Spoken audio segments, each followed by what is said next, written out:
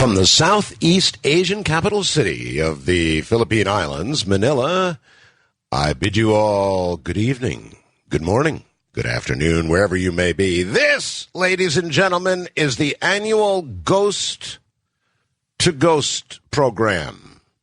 No guests, just you all.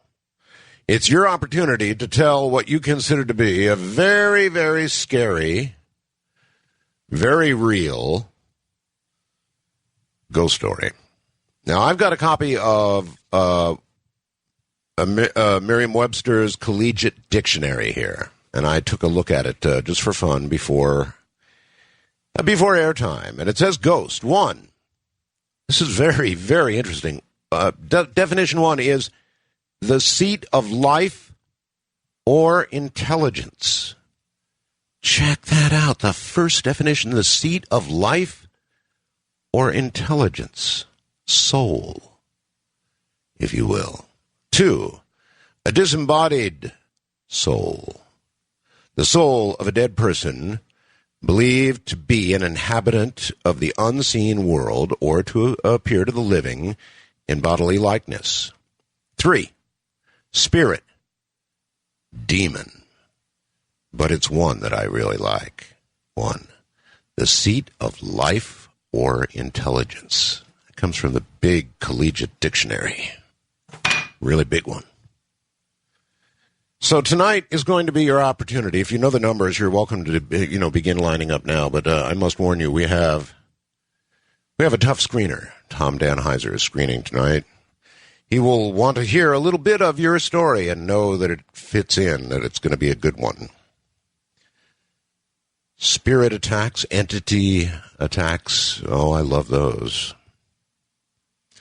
Ghost stories that have kind of a catch, a gotcha at the end of them. I love those, too. And, of course, I have received, as requested, some by email, for example, Art. My sister inherited my mother and my aunt's psychic abilities. My sister was asked to come to a house in Gettysburg, Pennsylvania, house that's over 100 years old, to smudge it. Now, I'm not familiar with the term smudge, but I guess I have an idea, a small idea.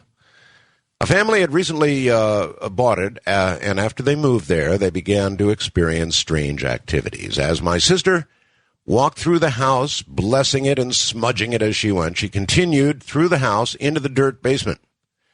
When she walked into the basement area with 4 residents and her son, she suddenly threw up her arms and gasped. This stunned everybody.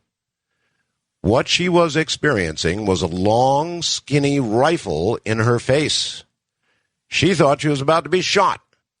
When she realized that, in fact, she was seeing a vision, she turned to her right, and there huddled together were 2 young Confederate soldiers with so much fear on their face that she started to pray for them, told them to go to the light. They've been there for a long time. They'd be all right. She said the evil she felt was absolutely indescribable. Even though the residents told her there was some improvement after the smudging, they wanted her to return for additional smudging. The impact of the evil presence and the fear of the young soldiers prevented her from returning to this residence for any additional smudgings. In fact, she tears up to this day and cannot discuss the impact of the vision without crying. The owners of the house, of course, abandoned the house a few months later and moved back to their old neighborhood in Maryland. This I can assure you, is a true story. Or this. Art, a few weeks ago, my wife and I were driving about 100 miles to visit my family. While on the interstate, we came to a complete stop due to an accident up ahead. As we sat there, it became apparent that this was going to take quite a while, quite some time. So we turned around through the median. Have you ever done that? Went back to the next exit and went around the wreck via country roads. Well, when we found the next on-ramp just past the wreck, we started to get on the interstate and continue our trip. As we slowed down to look at the wreck from the bridge, we all do that, don't we? I saw a lady walking up the off-ramp. That's up the off-ramp, folks. Our eyes met for a moment, And for some reason, I got a very strange feeling from this lady. She just sort of stared right through me with the most bewildered and confused expression I've seen. Well, a few days later, I was reading the local paper, and I just about had a heart attack. Her picture was there in the obits as one of the people killed in that wreck. Funny thing is, just after I saw her walking there, deep, deep down, somewhere inside of me, I already knew. But the unbelieving side of me simply dismissed it as fantasy.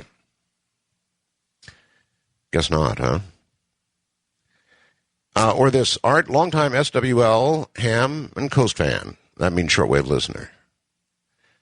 Thought about telling you about this one for some time, so here goes. Back in 1978, I was driving out in a secluded rural area sometime after midnight on a date with a young lady. We parked on a deserted country road, talking and enjoying each other's company, when we noticed all the dogs and coyotes in the area were howling like crazy, so much so that we were a bit spooked at this point. It was well past the time that she was supposed to be home. I started out of there, driving her on home, which was nearby, well out in the boonies.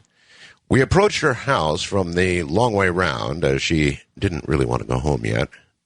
But I was anxious to get her home, lest we both get in hot water with her parents. Anyway, we were rolling slowly toward her house, and we approached an old church. It was about an eighth mile from her house.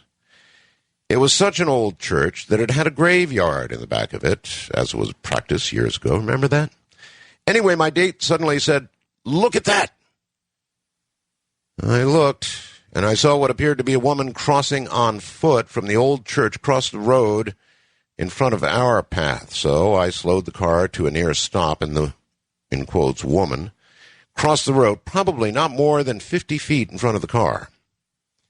But in the headlights, I could see it was a woman in a nightgown and nightcap of the old style, but she was floating about 2 feet off the ground and had no legs.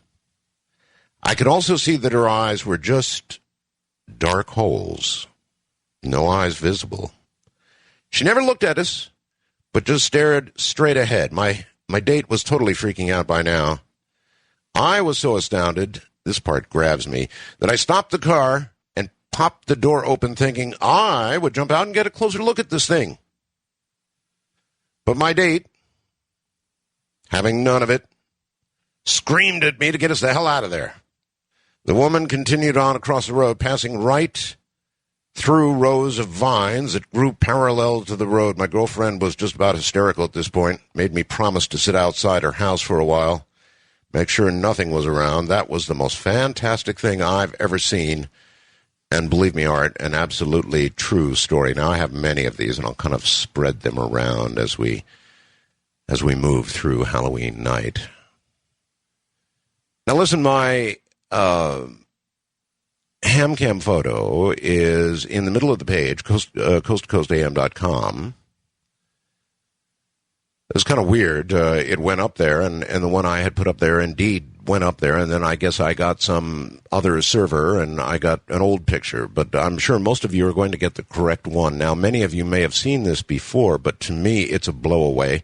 And it was years ago. I think I posted this some years ago. I've always thought it was one of the top 3 ghost photographs ever taken by anybody.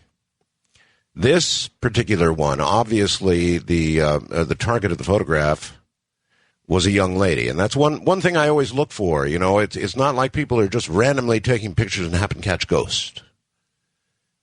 You know, something like that might be faked. This was not a random photograph. It was a little girl, somebody taking a picture of a little girl, but, oh my God. In the foreground, in front of this young lady, there is this form of a being. Well, it's somewhat translucent, but it's pretty awful. I mean, you can see sort of arms, you can see a head, you can see a body, you can see legs, and you can see some kind of tail, and it's, you know, somewhat translucent. It's really pretty freaky. So that's my little offering for the night. You may have seen this one before, but it's definitely Oh, definitely one of the better ones. All right, so again, tonight will be nothing but all of you. Now, again, we've got a tough screener, so what I want are tough, scary, well-told, gotcha kind of ghost stories. Now, I don't rule out, as I mentioned, entity attacks. There's something very, very frightening about being grabbed by something or touched by something or in some way manipulated physically by something. Actually, it's completely awful. Now, for the occasion, though outside the Philippine sunshine is bright and clear today, and the weather good, I have darkened down my little cubicle, my little area where I do this program, to give me the feel, the exact feel that I want for Halloween, which is what I've got right now. So in a moment, we're going to turn to all of you, and we're going to begin sampling what is in the night across North America. Stay right where you are.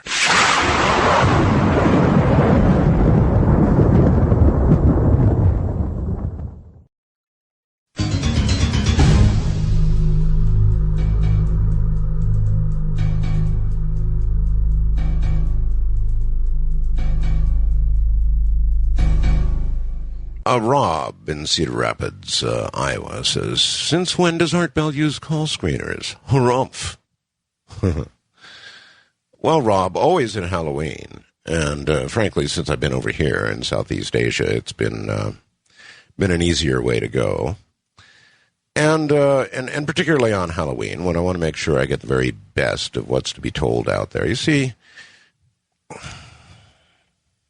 I guess until you've experienced the reality of ghosts, you're fully entitled to go harumph or anything else you want to do, or I don't believe, and I don't blame you. But once you've experienced something, well, then it's never as easy again. You can't join the skeptics. You can't join the doubters because you have seen yourself. So the very best you can do is sort of perhaps avoid the conversation or even the subject so that you don't have to talk about what you've seen. All right, let us begin. Let's go to the wild card line and say hello, Jack in Miami, Florida. You are on the air. I was at a Halloween party last year at a frat house on a college campus. It was very Wicca and occult oriented, the party. I was only there because of a girl. I wasn't interested in any of that at the time. Something that happened there did pique my interest in it. Basically, I was just downstairs, and someone came to the top of the stairs and asked if there was a Jack here. And I was like, that's my name. Right. The guy said, would you come upstairs real quick because the board keeps asking for me, or asking for you. The board? Yeah, they said the board. And I didn't even know what they meant by it, but I wasn't really having any fun at all. We're talking Ouija here. We're talking Ouija board. So I went upstairs. And when I got upstairs, I walked in the room, and the three people around it were reading it, and it said, "I'm okay." And I asked them, I'm like, well, what's okay? Was it talking to me? I was just asking questions. I was like, what is that thing? What's okay? They said they didn't know. And the one guy who did seem to know what was going on concerning all that said that the spirit that was talking then was different than the one that was asking for me. But that before, it was very insistent to them that it spoke to Jack, and no one knew who I was because I wasn't in that group. I was just there because of a girl. Mm-hmm. And then the next day, and this is why it's kind of hard for me to tell a story, but the next day I got a call from my mom, and it turned out that my dad passed away the night before at around the same time that I was at the party. Jack, there is something to this, and I'm going to tell you, buddy, there's a kind of a window. Some ghosts perhaps can continue to haunt for years or be around for years, but there is, after somebody passes, a short window of hours, days, maybe as long as 3 weeks, according to some religions, when spirits can very easily make contact, and that's exactly what happened. Yeah, that's what I heard. And so that was your dad. Yeah, it got me into this show when I started researching it, so that's a good thing, too. Did it, I'm curious, did it comfort you, Jack?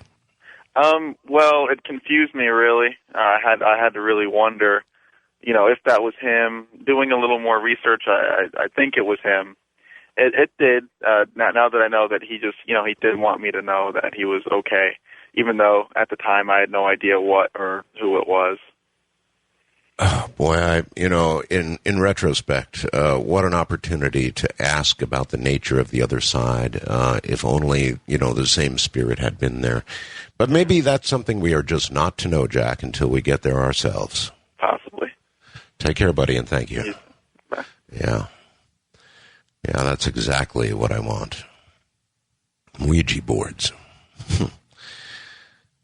A number of years ago, somebody, and I'm not going to finish this story, so don't hound me to do it. But somebody sent me what had to be truly an ancient Ouija board. Really ancient. I mean, this thing looked like it had been around since the 1800s or something. There was no explanation with it. There was no little letter with it, or, hey, Art, I thought you'd like to have. A number of you may recall, I think we had a quick interrupt there. A number of you may recall that I had this Ouija board, and something truly awful occurred. And I mean something truly awful occurred. Something so awful that I will not talk about it here on the air. Suffice to say that the Ouija board was dealt with by Ramona and myself in a manner that she understood much better than I did. But my God, that scared me. I mean, it really scared me, folks. And I don't scare that easily, but that incident, what happened with that doggone Ouija board, is really frightening. West of the Rockies, you're on the air, Ghost to Ghost AM 2006. Thank you, Art. Okay, the screener liked to call mine a toy from the other side. A toy? A toy from the other side. That's what he said. A toy from the other side. I'll call it that. But what happened was, I've been around spirits, ghosts, all my life, since I was 2. Some of them are good, some of them are bad.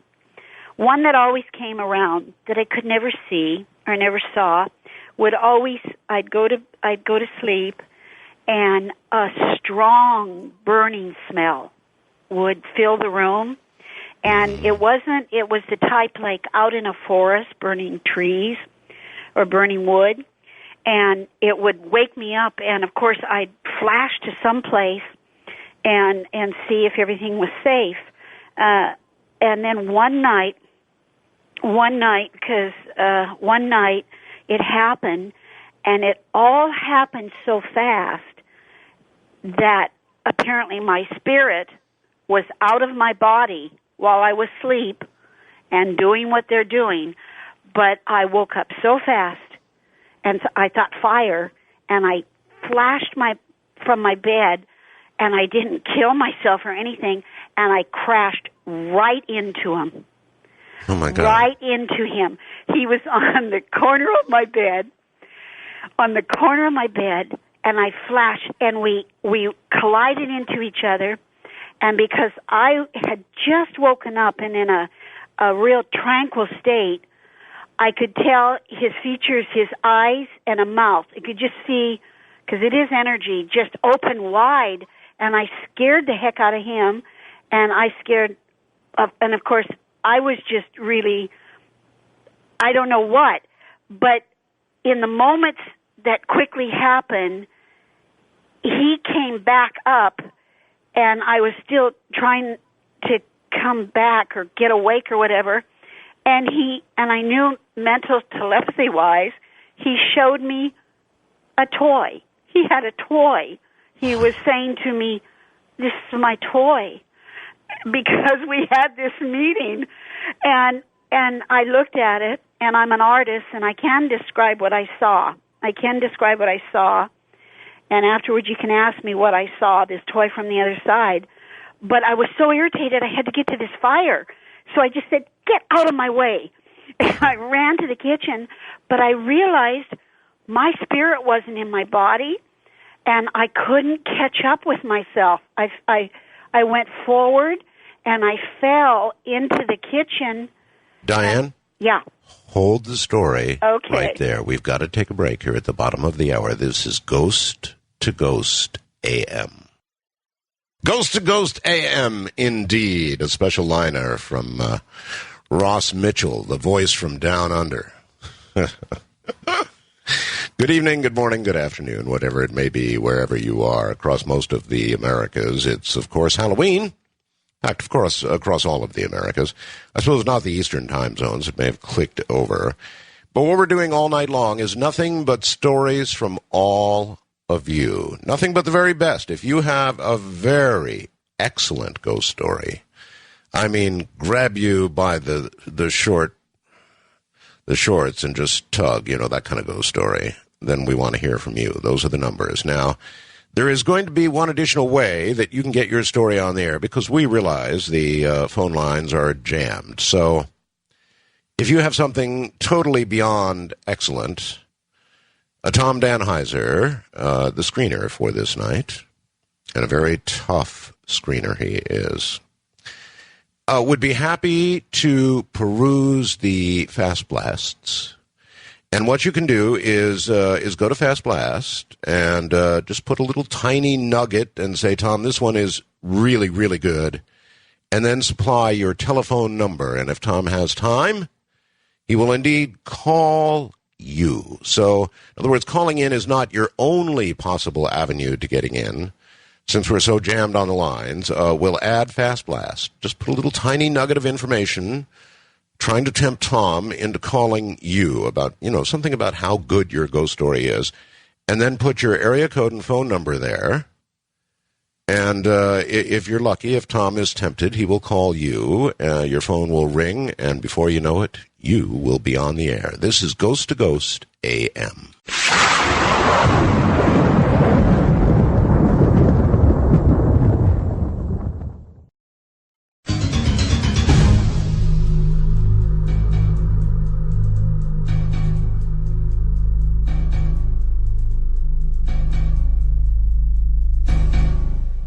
The Philippines are absolutely cell phone crazy. I mean, they are cell phone crazy. We've got a young lady telling us about a toy. Well, I just got a new toy. It's a P990i, a new Sony cell phone. It's really cool. It allows you to do video calls back and forth. Oh my God, it's cool. Also, Wi-Fi connections to the internet. You can send email. It's a smartphone combo PDA phone, and it just does everything you can possibly imagine, and then more. I'm still learning about it days later. So that's my new toy. Back now to Diane's toy. Diane? Okay, so I flee from him after I tell him, get out of my way. And I was going towards the kitchen, and it was if I was trying to get there with no legs, and I could feel behind me something trying to get in me, trying to get in me, and I fell to my knees in my kitchen, and then I felt entered, and I just felt it was my spirit, and all this had happened with my spirit out of my body and the conscious, and now I realize some things about this whole thing, what happens when we are asleep. So I was able to pick myself up off the floor and go back into the room, and of course the smell and everything, as usual, is totally gone. But the toy, okay, I told you I'm an artist, so what the toy looked like, he held it from behind. I could tell he was maneuvering it from behind for me and holding it up in front of me. I can best just say in Star Wars, the very first Star Wars, not the little robot, but the companion of the little robot. Yes. E2, or what was his name? Well, there was R2D2. That was a little one. And then 3CPO, I believe. Yeah, it was the taller one. That's okay, right. This is what it looked like, but I don't know what it's called when scientists work with their calculus and you see all these lines crossed and all that stuff. Well, he was entirely, the toy would look like that figure, but was of all these lines, dimensions and everything crossed. That's weird. I have two questions for you.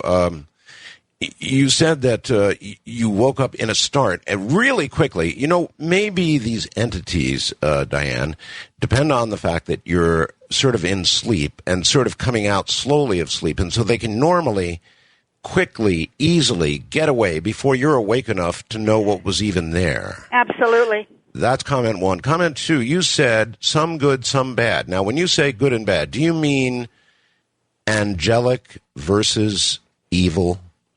Yes, because I have my picture of one that was taken that was over me, and she's beautiful. She's just a beautiful, beautiful.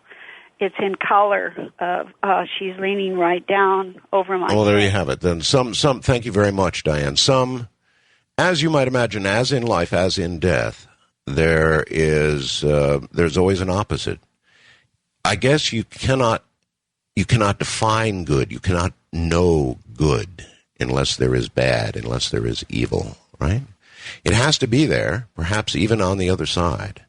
Certainly the stories would seem to verify that. Again, if you have a really good ghost story, don't be afraid to put a little tempting sentence about it on Fast Blast along with your area code and phone number, and who knows, Mean Tom may call you. Wildcard line, you are on Ghost to Ghost AM. Hi, Art. This is Rose of Durango. Hello, Rose. About 20 years ago, when I was in college, I rented a room in an old 100-year-old house. It's called the Gable House. Now, this house was an old, dusty brick color, a dark red, dusty color, with a black roof. And it was called the Gable House because it had these turrets and large gables and balconies, that sort of a thing. It was built in the late 1800s by a rich man. It later turned into the first hospital Durango ever had. I lived in a home just like it, huh? Have you? Yeah, in Maryland, right on the Maryland-Pennsylvania border. Very, very old house with 32 rooms. Wow! And it was a house that had secret passages in it. It was used, as part of the slaves, to get slaves from the south to the north. Oh, that would be fascinating. Yeah.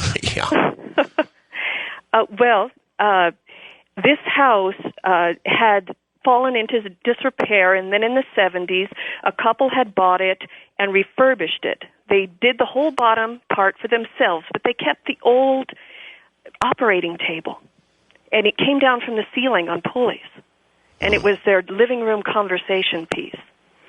Well, of course you move in, and all of the other college students are more than willing to tell you what your room was used for. Yes, I'm sure. I was up on the third floor in the very back room, and they said, "Oh, I wouldn't want to be in that room." And I said, "Why?"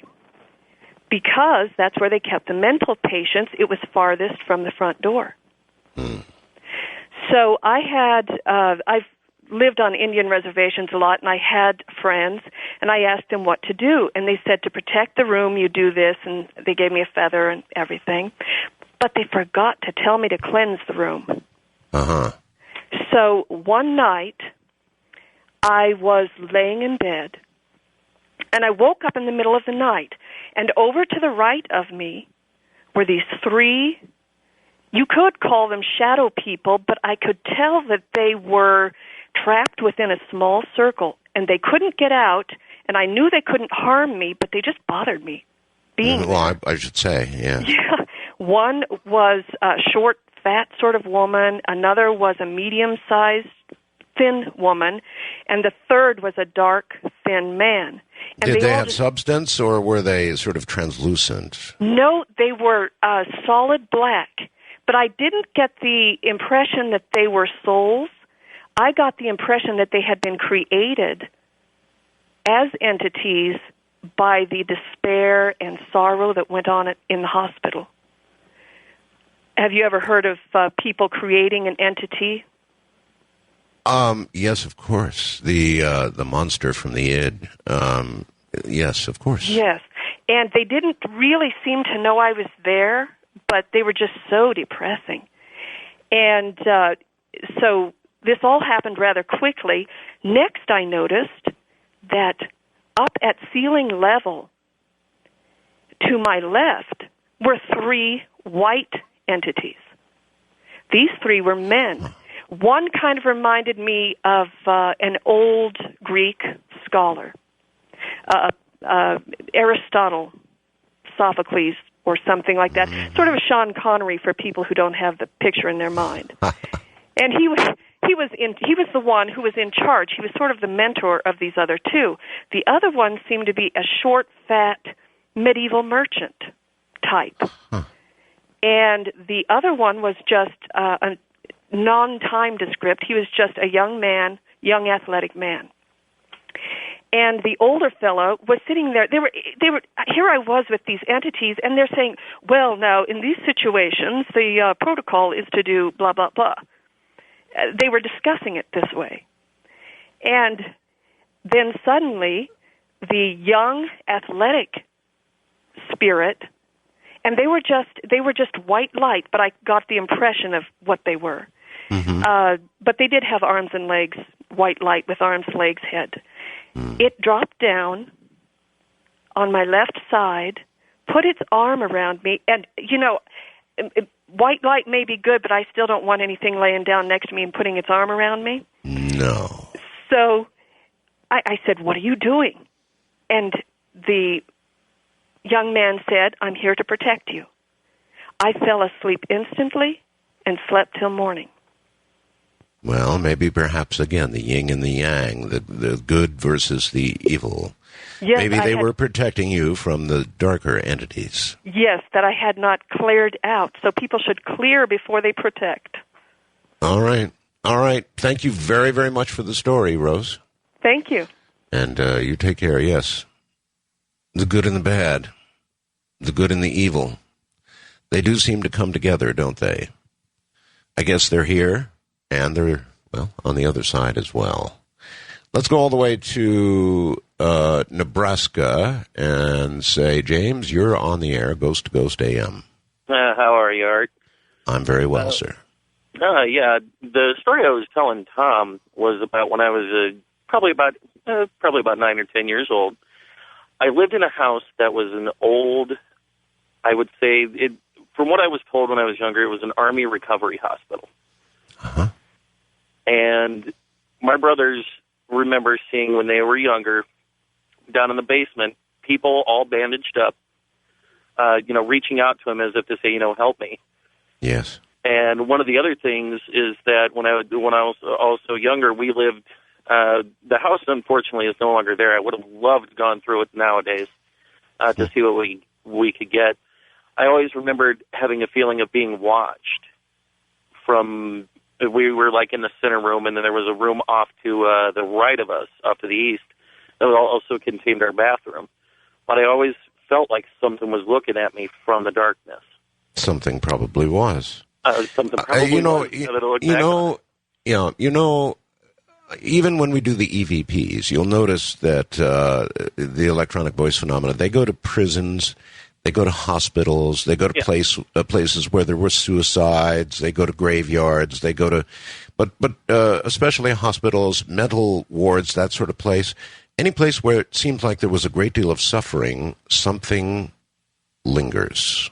Exactly. And what I was telling Tom was one Saturday morning when me and my younger brother were watching Saturday morning cartoons, of course, I just glanced into the kitchen, and the way that our home was set up at the time is that we were in the living room, then the dining room, and there was basically a doorway into the kitchen. Now, right across, literally parallel with this doorway, was a window to the outside. And the sun had just come up, and I seen a woman in nurse's garb cross in front of this window. Now, the only reason I seen her is because she blocked out the light. And I went in there, and there was nobody there. Nobody. So whatever it was had substance, or it could not have blocked the light. I mean, this had to have some type of substance. And it just, to talk about it now, it just kind of creeps me out. It's like, sends a shiver up my spine. But I truly believe that not only was that house somewhat haunted, but my family, every house that I've lived in has some type of activity in it, including the one I'm living in now. Do you think it's you that's bringing the activity? You know, to be honest, every house that I have lived in has some type of activity. Even when I'm not there, everybody said that there's some strange things that go on there. One Halloween, actually, this is kind of a funny story.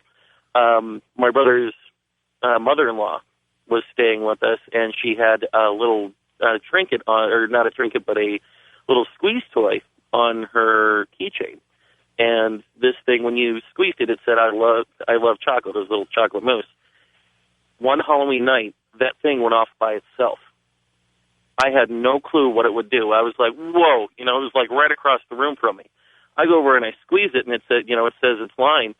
I turn around, Art, and I walk back to the chair, and just as I sat down, that thing went off again. And I'm a big guy, but that made me scream. I was like, you have got to be kidding me. All right, James.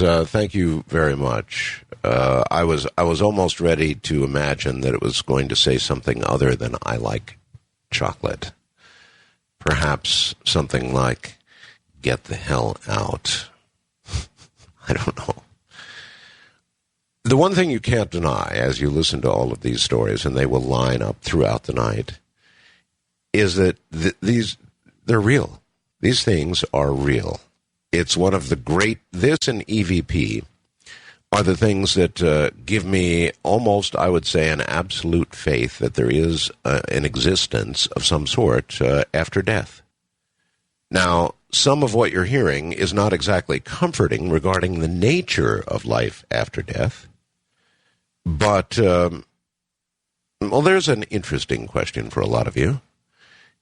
Given what you've heard tonight and what you will be hearing through the night and what you've heard with EVP, if that indeed is the existence you can expect after you die, would you prefer the great nothingness?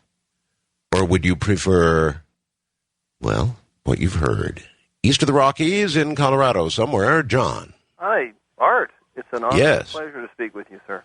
And with you. I just can't believe I even got through tonight. It's amazing. And my birthday's in 2 days, so this must be an early birthday present.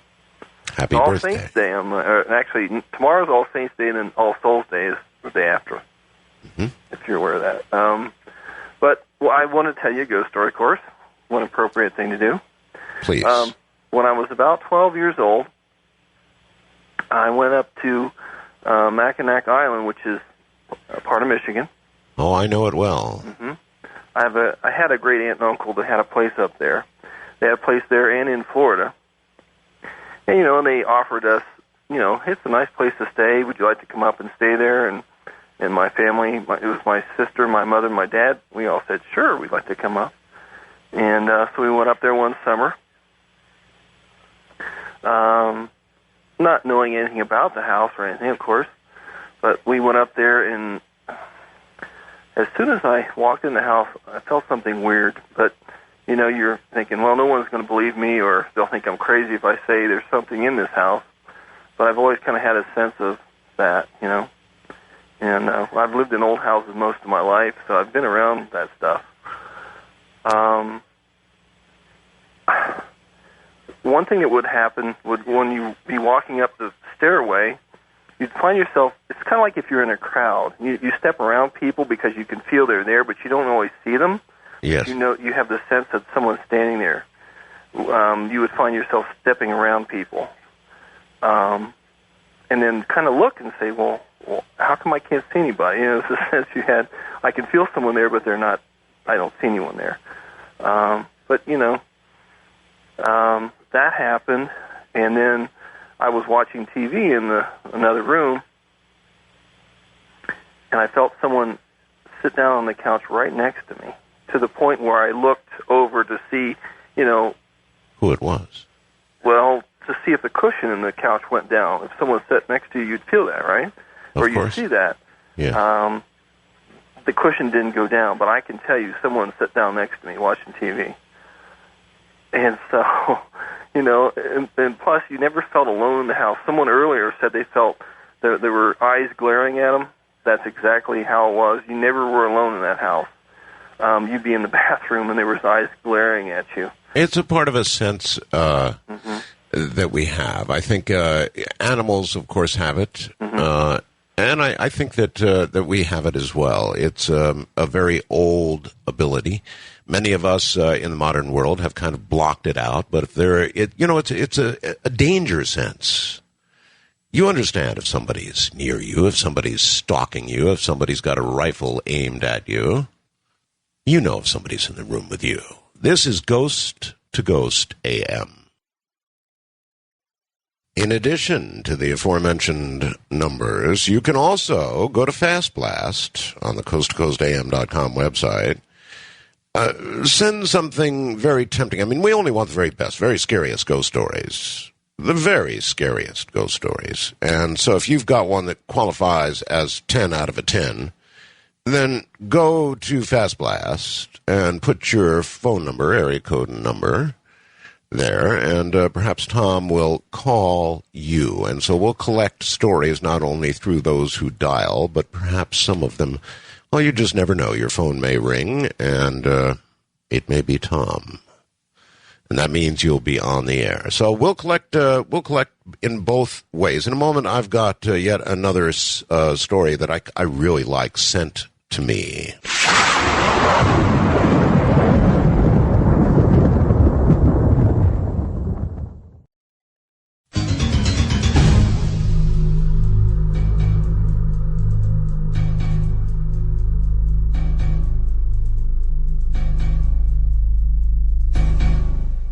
The following is from Debbie.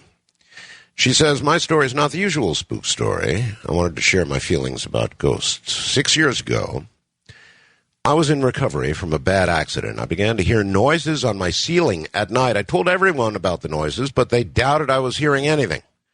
The noises went on for several months. Every night, I'd be woken up by the noises coming from the ceiling in my bedroom. My soul seemed to be telling me I was hearing something. I just couldn't find anyone to believe me. I began to doubt my own sanity. Just when I thought I was crazy, a ghost began visiting me every evening. I could not tell anyone because they thought the stress of the accident caused me to imagine things. The visiting ghost arrived with a bump in the night. This began the signal that my ghost was arriving. Fear gripped me. I'd hang on to the Bible in terror. Over the next few months, I realized whatever I was seeing was not going to harm me. My fear started to disappear. I accepted the ghost for what it was. My journey of insomnia began. I'd go to bed, same time every night, lie awake for the bump in the night to come, watch the ghost come through the window and float around the room. When the noise came from the ceiling, when that started, the ghost would cry softly and go through the ceiling. This would go on for a few hours every night till dawn. I decided if I was crazy, then so be it. In desperation, I sought an answer. My answer came to me one evening. I decided to set up a video camera in the attic and have the feed come through to the TV in my bedroom. I'm the most fortunate woman in the world, as I have people that love me. I asked my son to help me do this. He doubted me, but agreed to help set up the video because I could see he loved me and wanted to help me resolve whatever I was hearing. The first night came with the video in place in the attic. The ghost arrived, crying and weeping, floating all around the room. When the noise started, I jumped up and switched the video camera and TV on. Within minutes, I saw large rats. I saw very large roof rats. Gosh, why did I say cats? Running everywhere in the attic. I sat on the floor crying, knowing that I was hearing something very real. I felt the ghost touch me as a brush as dawn came. The first night, I forgot to push the record button. Next evening came. I was like a little girl with a deep secret, and I could not tell anyone till I had solid evidence. The next evening, I did push the record button. I called everyone to come and see my video of the roof rats. Next, I phoned an extermination company. The first two companies I hired after visiting the attic left, refusing to do the job. Well, I did finally find a company to come clean the attic and fix the hole in the roof. When they were cleaning the attic, they found the bones of a woman. I knew this was the ghost visiting me. I knew this because after the discovery, I didn't see the ghost again. 20 years ago, her children, this woman's children, thought she had run away with someone else. It just wasn't true. Her husband had murdered her and put her in the attic. Her husband had died years before. Her children were amazed to find out what really had happened all those years ago. The exterminator company that cleaned up the attic told me later they had felt a presence with them in the attic, but they decided it was not bad, so they kept on with their job. They knew my story and wanted to help. When I purchased the house from the previous owners, they had left me a bundle of sage to burn before I moved in. Though they wouldn't admit it, I believe the ghost had visited them, but they chose to move. It took me 2 years to recover from the stress of hearing and doubting myself. In the end, I'm much stronger for the experience. I decided to learn to remote view because I needed some tool to help me. I'm sending you this story because not all ghosts are mean and nasty. I believe that ghosts put the hole in my roof so the rats would get in and the attic would be investigated. All the best, Debbie. I thought that was a good one. So in that case, obviously, the woman wanted her remains to be found. And while it seemed rather conventional with the rats, can you imagine the shock? Can you imagine the shock when you find bones? My God.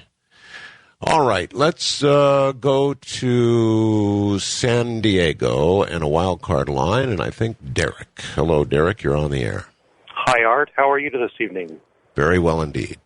Good. My story happened in 1971. My stepfather, who was in the Navy at the time, was transferred from Los Angeles here to San Diego. Mm-hmm. And what we had to do was rent a house out in one of the surrounding suburbs. We ended up finally getting naval housing. It took about 2.5 years. We moved in, and one evening, while everyone was gone, I saw a very bright green light emanating from underneath my covers. Huh. I opened my covers, and I saw a fully clothed skeleton. Oh. It had a very, very evil grin, and I was just petrified. In fact, I couldn't move. And I thought, oh my goodness, what is this? Well, the next morning, when my mother and father did come back, I told them about this story of the skeleton that I had seen in front of me. And of course, my father, stepfather, if you will, hogwashed the whole story. So, upon further investigation, we found out that the family had to move out of that particular home. I take it when you tried to show this fully clothed skeleton to somebody else, it was not there. Correct. It only showed in front of me. I was 11 at the time, 1974. So the next morning I did tell my parents, and of course upon further investigation we found out that the family had to move because the father had passed away. And when you're in the Navy, of course, if you have no naval dependents, they have to move. That's right. In this case, we had found out that the man who resided there in the family, the man had passed away in a hunting accident. Actually, he was coming home from hunting. His car went over a cliff. And the clothing that I had seen on the skeleton, if you will, it had a cap, a hunting cap, if you will. It had like a flak jacket. And it was completely green. It was completely luminescent. It lit up the whole room. And I had no lights on in the room, so I was just absolutely petrified. No, I'm sure you were. No chance you were sleeping. No chance this was a dream. None whatsoever. It was very vivid, very, very much awake is what I was. And so what absolutely frightened me is that I could tell in my father there was a change, an attitude change, for the worst, if you will, and he became a monster. Absolutely hard to live with, and ultimately they did divorce. But this was a man who was happy-go-lucky before the fact, and I thought, this has to connect somehow, some way. The person that I saw, the skeleton or apparition, was very evil. It had a sardonic grin on it. And I really don't know, but I think that had something to do with his attitude change.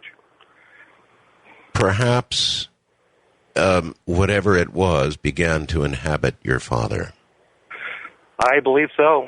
I believe so. From happy-go-lucky, a man who used humor in every regard, to suddenly not being very happy. In fact, one day, he put me up on the wall and asked me who I loved more, my mother or him. And, of course, I said both. And this from a man who wouldn't harm a fly. Oh, my God. So I knew something. And so then your parents divorced, and have you ever heard from your father again? How has it turned out for him? Well, since I've heard, he has passed away. And I don't know how long ago. But I just know that there was an absolute attitudinal change in him. I was very shocked. As my mother was and my siblings. Well, I'm glad it wasn't you, buddy. I'm very happy about that. Well, my mother had passed away 2 years ago to the day. And she's visited me quite often and said hi. And, it's a pleasure, absolutely, to have her around and other good spirits as well. And I thank you for having the show. It gives a good platform for folks to talk out these things. It does, and I know that those who don't believe in this kind of thing, or just some people get angry when they hear this sort of thing. It's a way of dealing with what they hear. Oh, what baloney, they say. What hogwash, or much worse. That's just a way of dealing with it. I understand that, but I believe every word that man just said.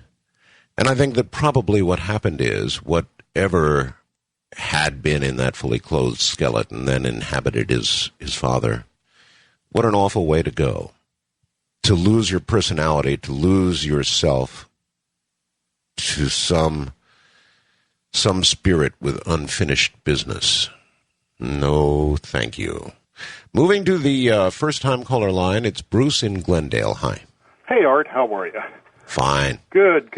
Got a very interesting story here. It's a three-part story. It's one story, but it has three different parts. All right. My wife and I married in 1985. We were both in our 20s. And we made a promise to each other that if one of us should go before the other, we would make every effort, if possible, to contact the survivor. Mm-hmm. Well, unfortunately, my wife was killed in a motorcycle accident in 2003. Sorry. And thank you. And about a month afterwards, I was in my jacuzzi on the patio, dark night, had all the lights off in the patio, all the lights off in the house. Once I finished with the jacuzzi, I got out, put a towel around me. The kitchen door was maybe, 20 feet from the jacuzzi. No, not even that, 8 or 10 feet from the jacuzzi. Mm-hmm. As I got out, something caught my peripheral vision, really startled me. I turned around very abruptly, as it was like I saw something there. Well, there was nothing. As I walked towards the porch, stepped up on the porch, I opened the door to put my hand in and turn the kitchen light on to go in. And I jokingly said under my breath, I said, "Tina, is that you?" Turned the light on. Immediately, all three of the light bulbs flashed and blew out. They didn't explode, but they all flashed at the same time, like when a light bulb blows out. Sure. So that really startled me. Okay. Naturally, three at once? No way. Yeah, exactly. So then, within a month, and I have photos of this, I took a series of about 5 or 6 photos. I went to the graveyard to visit, to put flowers on the grave. She had wore an electric blue dress back in the 80s, which was my favorite dress. And when I was in the graveyard, there was this magnificent bluebird, a type I've never seen before, with this electric blue color. It would not leave my car alone. It kept trying and trying to get into my car. Bounced from mirror to roof to windshield, kept trying and trying. And fortunately, I had my camera with me because I came to take pictures of the headstone. So I captured all this on film.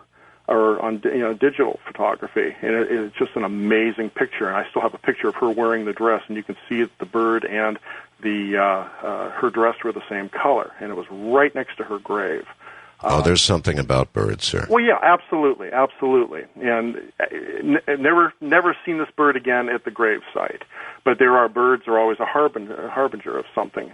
They sure are. And then the final part of the story is about 6 months after this. I was asleep, 4 a.m., sound sleep, woke immediately, just shockingly out of a fitful sleep. Right at the very moment of waking, it's kind of hard to say when the events took place. I woke first, I didn't, it all kind of happened at once. But she, clearly a vision of her, when she died, she was 46. She looked be about as she was when she was 30. Beautiful flowing blonde hair, almost translucent, came out of my walk-in closet towards me, simply said, "There is an afterlife, I'm okay," turned and vanished back into the closet. Wow. I was just shocked. I had, as I say, woken out of a sound sleep. Heart was racing. I know I saw this. It was not, I'm a completely sane businessman, but I had this trilogy of 3 things happen, and they were all indications that she was okay and that she kept her promise that she would contact me if there was a way that this could be done. And ever since that last time, nothing. That was the last one, the third one when she, came during the night. Seems like once that message is through, that's what the loved ones seem to want to get through. And once that message is through, it ends. That's amazing. And I'm sure you after you got over the fright of it, I'm sure you felt so much better. Oh, I do, because I'm convinced. I know that I'll see her again. It's almost like I have a relationship with her now, like she's by my side. I've got a very nice, significant woman in my life now, but I always have a little piece of her still with me. But that final, assurance that she was okay made me feel much, much better.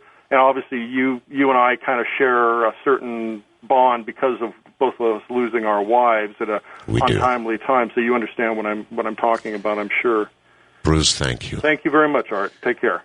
My wife, of course, was 47 when she passed away, and it was the second experience that I'd had with a bird, and I think you all know about my dad, and the first one with the little bat. The second experience occurred just before we left on our trip, the RV trip, and damn, it was unnerving because I knew something was going to happen. Well, I can't. No, I'll back away from that. I didn't really know I suspected something was going to happen. This bird, we were out on our porch a day before the trip, and this bird, just nothing but a sparrow or a common bird that we had in the desert, actually not only flew on the porch, but flew right in my face. I mean, the wings of this bird were flapping on my cheek. It was really freaky. And I said, "Wow, did you see?" She said, "Yeah, I saw." And it came right up to my face and sort of hovered and flapped. And I could actually feel not just the breeze, but I could feel wings touching my face. And that doesn't just happen. That means something. So I guess I have become convinced that birds are harbingers of something. Or maybe if you think they're harbingers, they become so. I'm not sure about it. I just know that for me, a bird doing something really odd like that, it has meaning.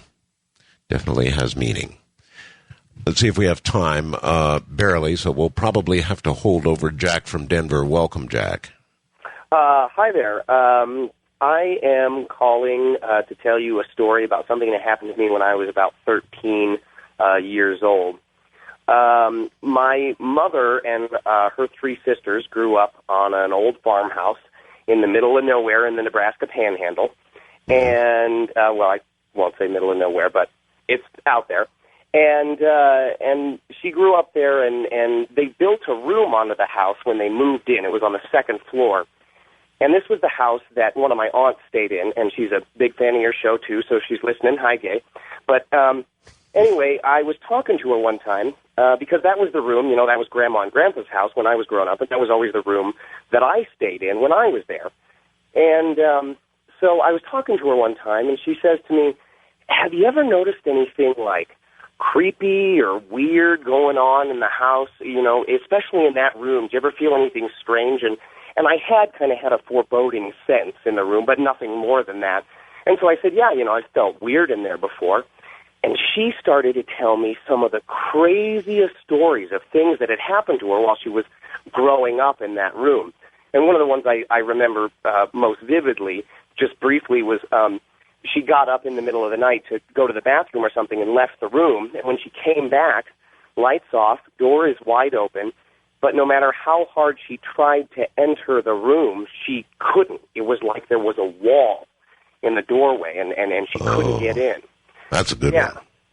Yeah, and so the next time I'm there, I am terrified, of course. I'm 13 years old, and I felt spooked in there before, and now I have all these freaky stories running through my head at 11 o'clock at night or, 12:30, and everybody else is in bed, and all the lights are off and everything, and I'm just laying there desperately trying to get to sleep. And I'm laying in the bed, and the bed is facing the closets, and the closets are those kind of accordion-style closets on tracks that they kind of roll open, and they make the rolling noise on the tracks. All right, Jack, hold your story right at that point. This is Ghost to Ghost AM.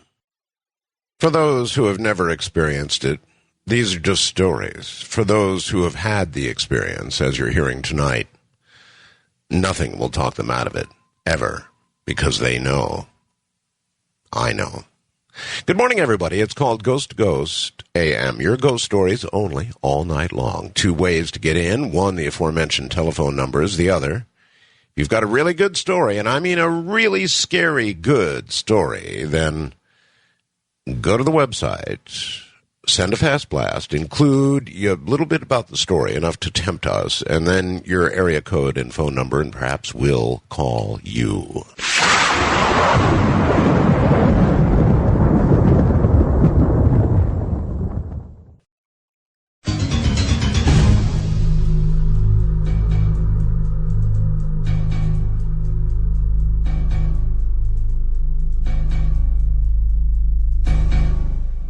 Well, so here's Jack approaching this room. Jack? Yeah. So I'm actually laying in the bed, and the lights are off. I'm in my grandparents' house, and the bed faces the closets, and there are these accordion closets on these runners, so you can hear them open and close. And I'm laying there, and I'm freaking out because I've always felt weird in this room, and my aunt's told me all these crazy stories, and I'm laying there, and I can't sleep, and I'm tossing and turning, and I'm terrified. And finally, I just give up, and I flip over on my back, and I think to myself, I never said a word out loud, but, I thought this very clear thought in my brain. I remember just thinking, if there is something in this room that wants to kill me or hurt me, I wish it would just do it now or let me get some sleep.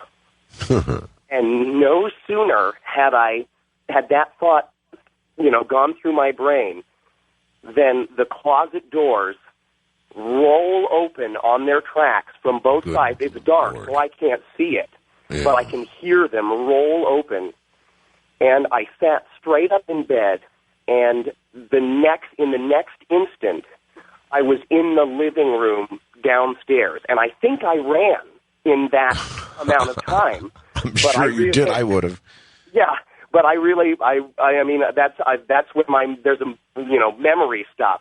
I sat up in bed, and the next thing I know, I'm downstairs, and of course nobody believes me. Our whole family says, oh, that's the room that was built onto the house. So if there's one room that can't be haunted, that's the one. And I don't know if I necessarily agree with that idea, but yeah. But I hear you, buddy.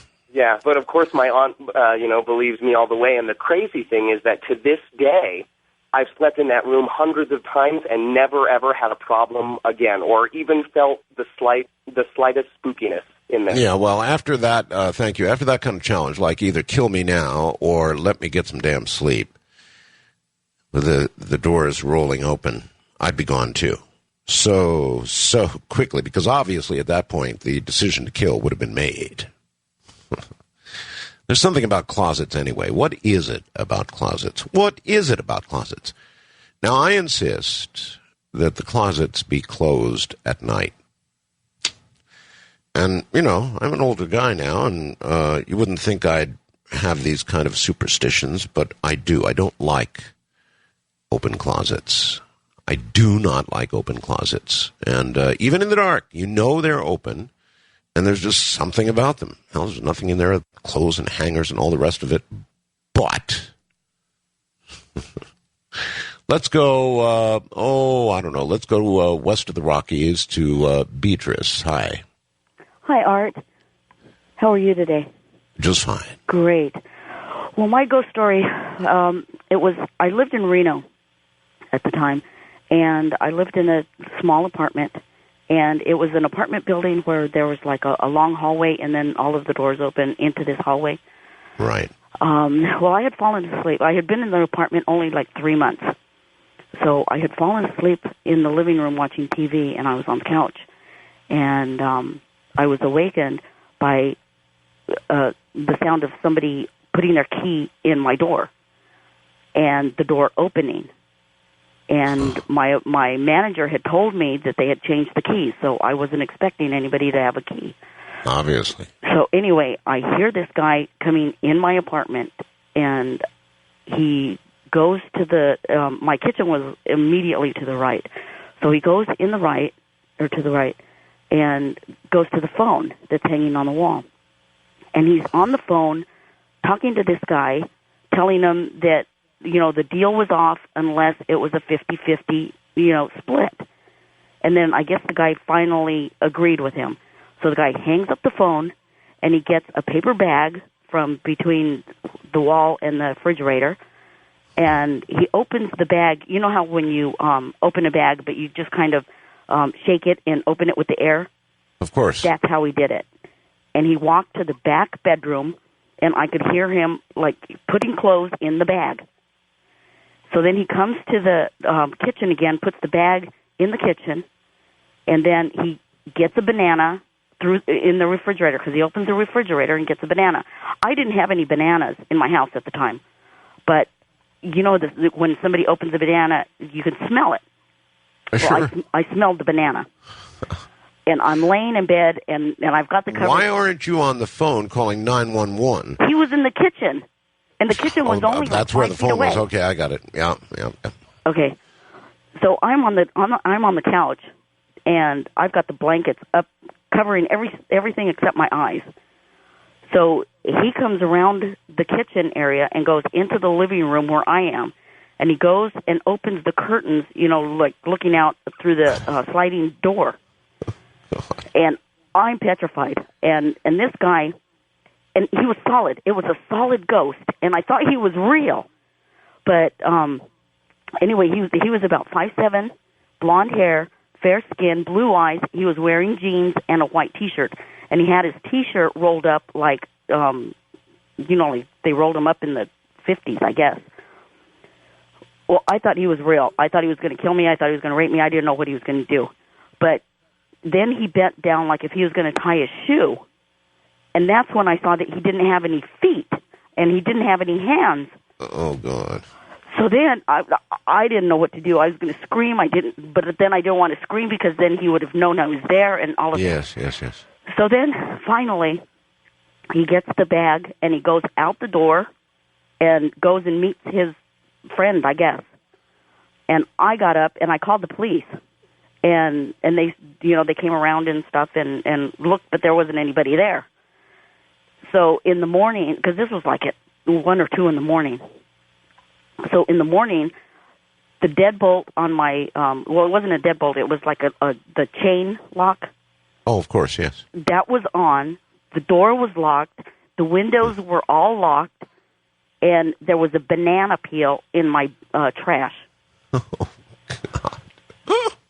And I had been getting, you know, the guy's mail for the last 3 months. And after that day, I didn't get any more of his mail. Well, obviously, he concluded his business. I guess. Well, I was still scared, and I wanted to know who that guy was. So I called the manager of the apartment building, and I said, I'm going to describe this guy, and you tell me if you know who he is. Mm-hmm. So I described the guy and everything, and the manager says, oh, that's the guy that used to live in the apartment before you. And see, they hadn't been able to rent the apartment for like 2 months before I did. So, and the guy didn't know where he was. The manager didn't know where this guy was anymore. Huh. I wonder if he was even still alive. I don't know. Apparently not. All right, dear. Thank you very much for the call. Somebody with a little unfinished business. Now, I wonder if that has something to do, or a lot to do, with time. In other words, was that some sort of ghostly time slip? Somebody who had passed away, who had lived there previously, who had some unfinished business, but to use a phone and to make a call and consummate a deal, that's really odd. But you see, it is a very odd world that we live in, isn't it? Very odd indeed. On the fourth wildcard line, you're on the air, Michael, from Michigan. Good morning, Mr. Bell. Good morning. I'll try not to eulogize you this morning. My parents' house was a farmhouse built in the 1870s. A very large farmhouse with the complete Michigan basement, what we call the Michigan basement, complete basement. Right. 4 rooms in the basement and a coal chute. Very old farmhouse, very large. In 1994, between my sophomore and junior year of college, I had come home to make some summer money, and my parents and my siblings had decided to go on vacation. I couldn't go with them because I was working a full-time job at the time, second shift. And my parents' house, we had a very sober, very religious upbringing, but we were all used to the hauntings of the house. Everybody agreed that the house was haunted.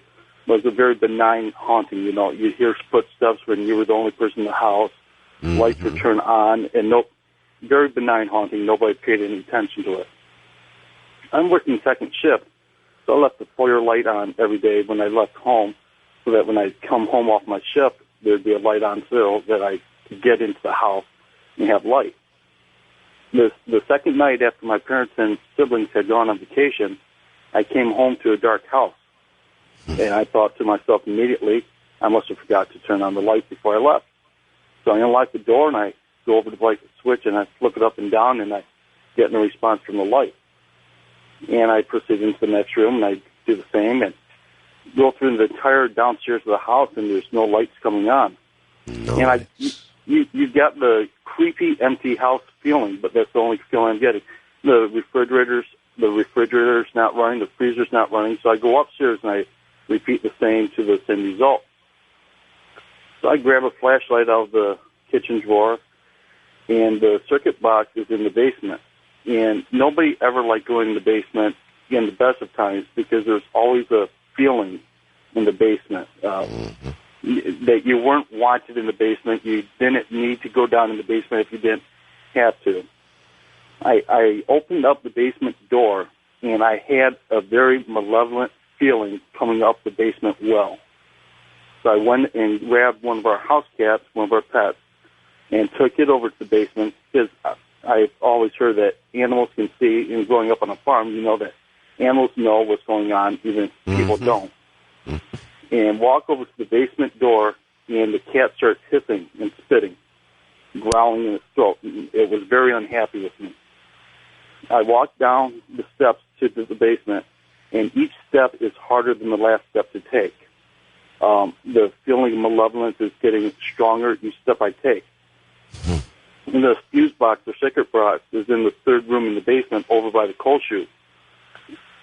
As I go over to the coal chute, getting closer and closer, the cat finally hisses, spits, claws me, jumps out of my arms towards the circuit box, hissing, spitting, clawing the whole time.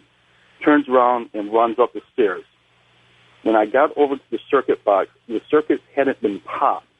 They had all been flipped to the off position.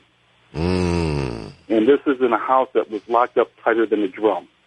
Every circuit in the house had been flipped to the off position, so all I had to do was move them to the left to turn them all back on.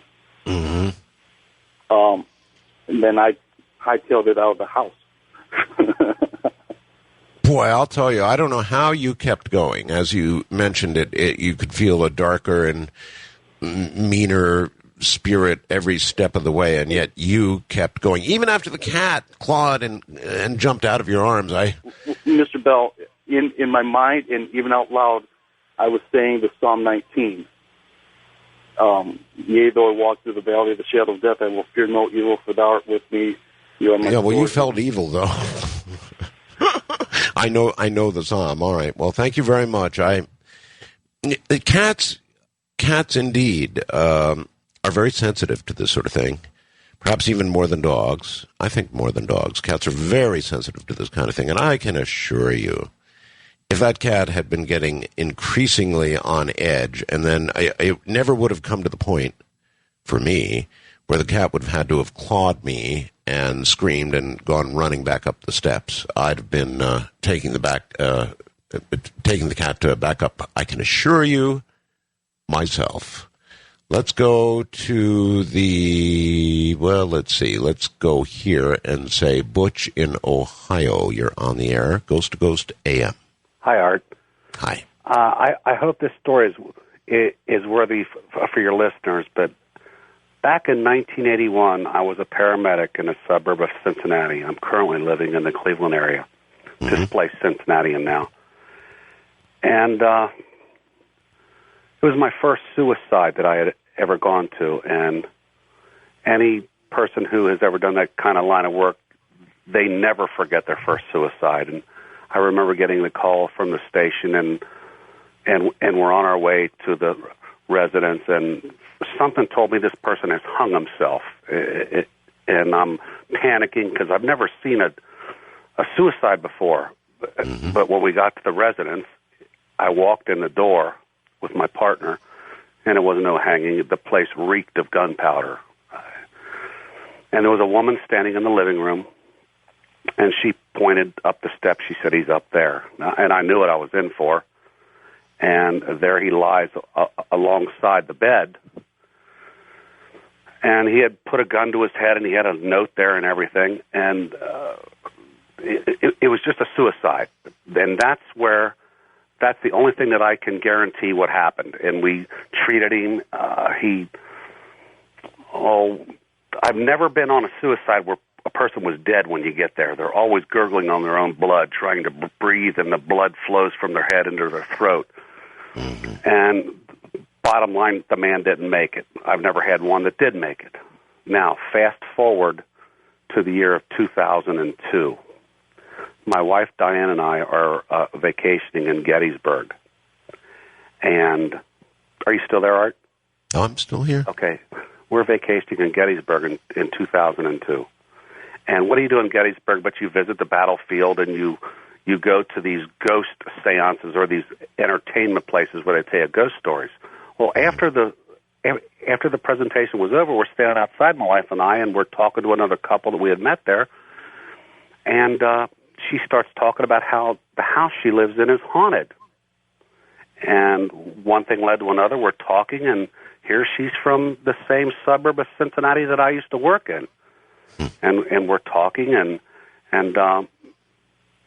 she tells me what street she lives on, and I said, well, I made a run there one time in 1981 for a suicide on Timely Terrace, which was her street. And she said, that's when it happened. And she began to tell me that she was in the process of suing the realtor, the previous owner of the house, because it was haunted. And I said, haunted? She said, yeah, that man didn't commit suicide. He was murdered. Oh, my God. And I said, murdered? He was never murdered. It was a suicide. The police were there with me and everything. I'm sure there was an investigation. Right. She said, no, that man has appeared to her son. And he looks at the boy and he says, she murdered me.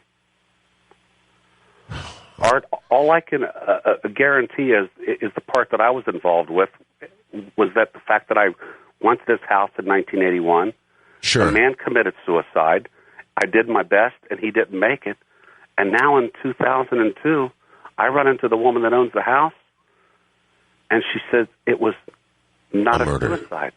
Got it. I'll tell you, I think that in the case of suicides, forget the rest of it. Even if it had just been a suicide, there is something that so frequently, more frequently than not, seems to cause spirits to hang around.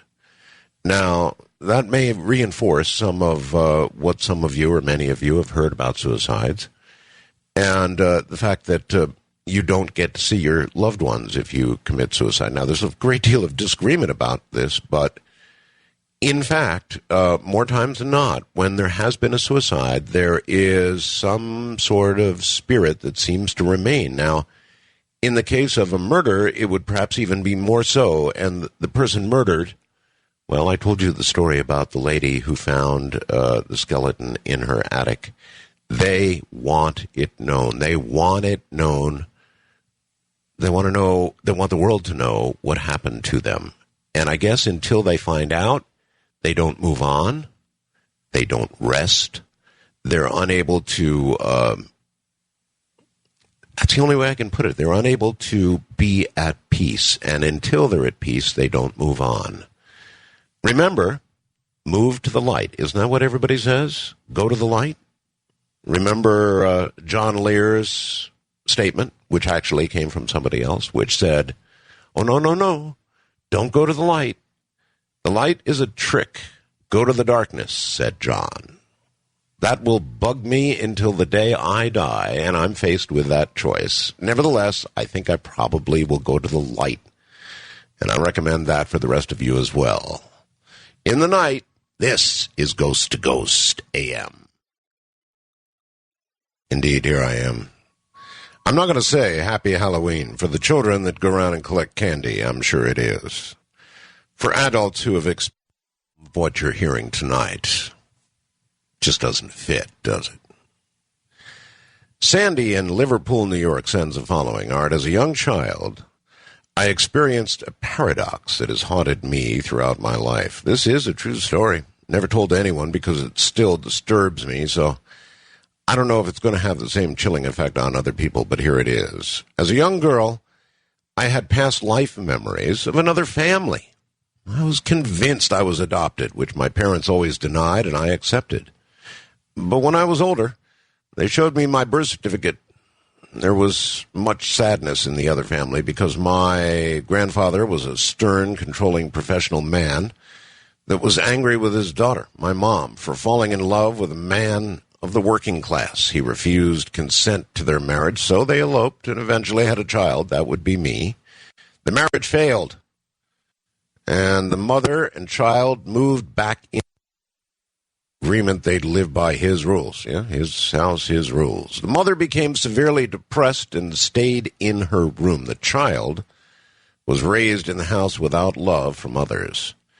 The twist in all this is that the home of this family was about 8 blocks from my own house. So we'd occasionally drive past the house. Every time we passed that house, I'd hear a girl calling to me, pleading for me to help her. The first few times it happened, I believed that she was real and would ask my father to stop the car because I had to help her. She was pleading loudly, but they were unable to hear her.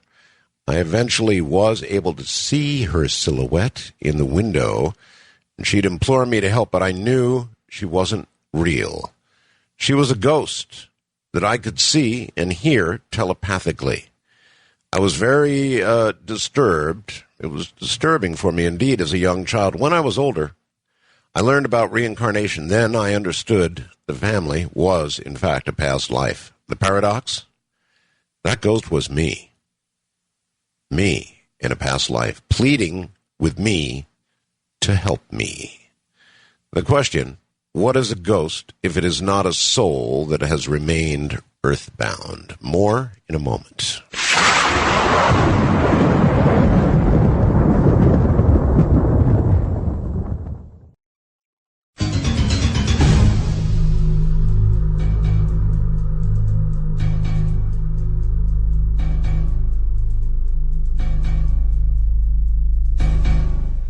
To the third wild card line we go. You're on the air. It's Ghost to Ghost AM. Good morning. Hello there. Going once. Going twice. Gone. Okay, let's move here and say Sharon. Good morning in Toronto. You're on the air. Good morning. Hi, I'd like to tell a story about a house I grew up in Brampton. Fire away. My mother, brother, and I all had a lot of experiences with haunting there. Benign, sometimes even friendly, sightings, smells, and sounds. But what I want to tell you about is my father, who is a big skeptic. He sometimes couldn't deny that he heard certain things, but he really wouldn't get into it like we all were. But one time, when he and I were in our living room, he got up, had a coughing fit, being a smoker, and he had a stroke. I was a little kid. I freaked out, ran across the living room, bumped my leg into the coffee table, tripped over the dog, tripped up the steps as I was hollering to alert my mom and my brother. Everyone was in the living room fussing over him. He was unconscious, calling 911 and such. And he came out of it okay, pardon me, and about a week later, we were sitting in the living room talking about the ghosty stuff, and this time my father chose not to make fun of us. In fact, he was wanting to tell us that he was more into it than before. He was having a hard time telling us that he's changed his mind, so what he did was he told me that when he had a stroke a week before, he told me that I bumped my leg into the coffee table, tripped over the dog, and tripped up the steps while hollering.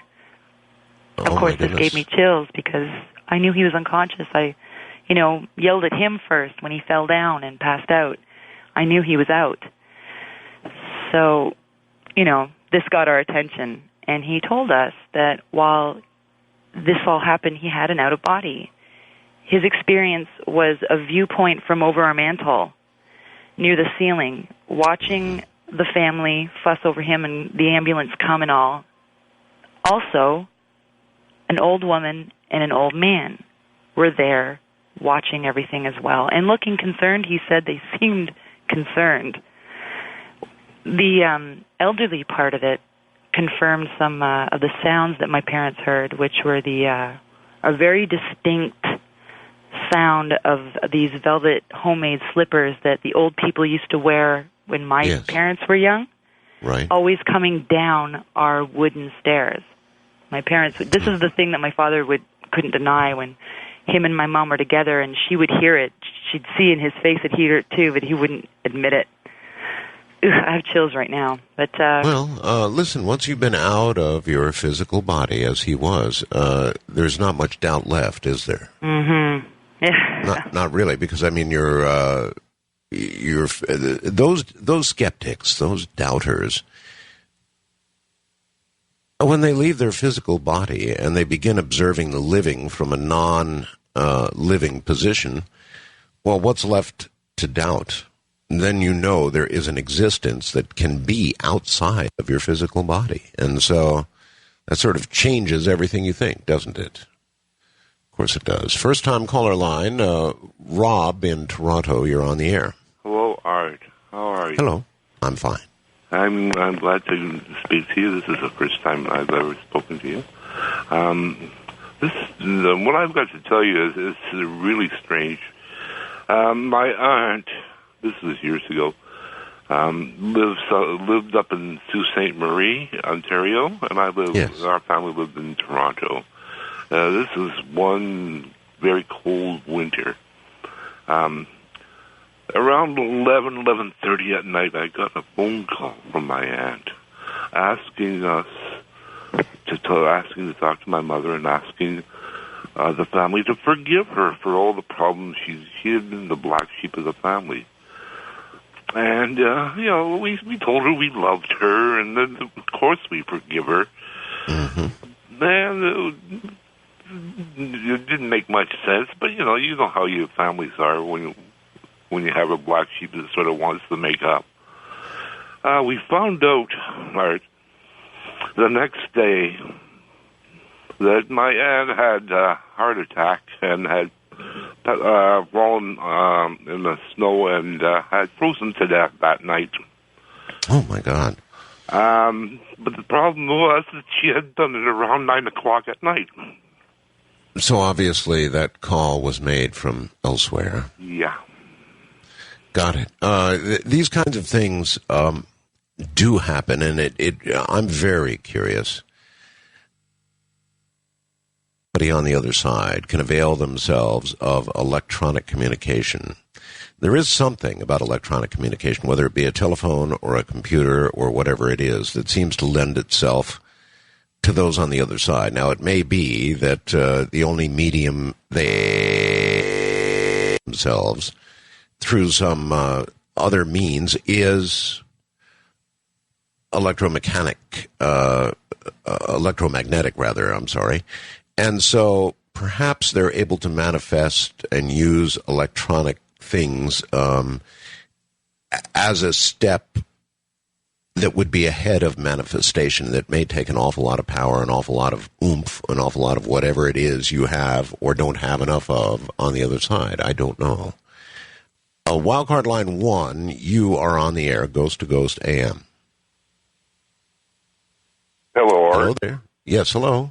Hi. Pleasure to talk to you tonight on Ghost to Ghost. I was working in a funeral home back in the late 70s. I was a teenager working part-time after school and worked 6 to midnight every night. I was there at night with a lady that was a licensed embalmer, and I'll call her Dorothy. We had one body in the prep room that night, and he was a biker of some repute in the local area, supposedly into Satanism and other unsavory things. Great. And among my duties, I did things like wash the limos and the hearse and keep the casket display room nice and neat. And I was working one night. I had polished all the caskets and was vacuuming the carpet in this room. This was a very, very old building that had started out as a colonial mansion and been many decades before it turned into a funeral home. It had the old-fashioned 2-button light switches, if you remember those. Of course. And all the circuits in the room were powered by these switches out in the hallway, even the wall outlets. And I was running the vacuum cleaner, and suddenly, over the sound of the vacuum, I heard one of these switches click, and the vacuum cleaner died. And a second later, I heard another click, and the lights in the room went out, and I was left in the dark. I assumed that this was my coworker, Dorothy, playing games with me, because we did this occasionally, just trying to freak each other out. Sure. And I wasn't going to give her any satisfaction, so I went back out in the hallway, and I turned on the switches for the vacuum, and I turned on the switches for the light, and I went back in and went back to work. Not a minute went by when it happened again. Well, the same thing. I went back out, turned it on, went back to work. And then it happened a third time. I went up to the office where Dorothy was, and I told her that, I wanted to get my work done and go home for the night, and please stop playing games with me. Mm-hmm. And she, of course, protested her innocence, and so I insisted that she come back to the room with me. There was nobody else in the funeral home, and it was locked up for the night. So she and I were standing in there, and, of course, she still maintained her innocence, and I started vacuuming again. And no sooner than I started the vacuum cleaner up, it went off, and I had enough time to look up at her, standing right there face-to-face with me, and heard the light switch click, and the lights went out in the room again. And I knew that it had to be this biker fellow that was in the next room. And he obviously did not want us in there. Apparently the vacuum cleaner was bothering him. But that's bad. We looked at each other in the dark and decided that it was time to lock up and go home for the night. You've got a deep kind of biker voice yourself, like you swallowed too many bugs on the road or something. Throw me smoke. All right, buddy. Thank you very much. I don't like that because, of course, I don't think anybody really wants to think that they're still connected to their body. I mean, upon physical death, you want to be gone. You want to be out of your body, gone on to whatever is next, even if it's some sort of haunting or some sort of, barely visible or even invisible existence. That's what you want to imagine. You don't want to imagine that you're with your body that is simply, put it any other way, beginning to rot away. Wildcard line, you're on the air. Hi, Art. Hi, Jen. How are you? I'm doing good. A little cold here tonight, but not too bad. Cold is good for these kind of stories. Yeah, I have a spirit writing story. I used to kind of dabble in it because I'd read about it, but I didn't really think it was real. And when I did it, nothing ever really happened. What are you talking about? This automatic writing thing? Yeah, where you just kind of let your hand move. Yes.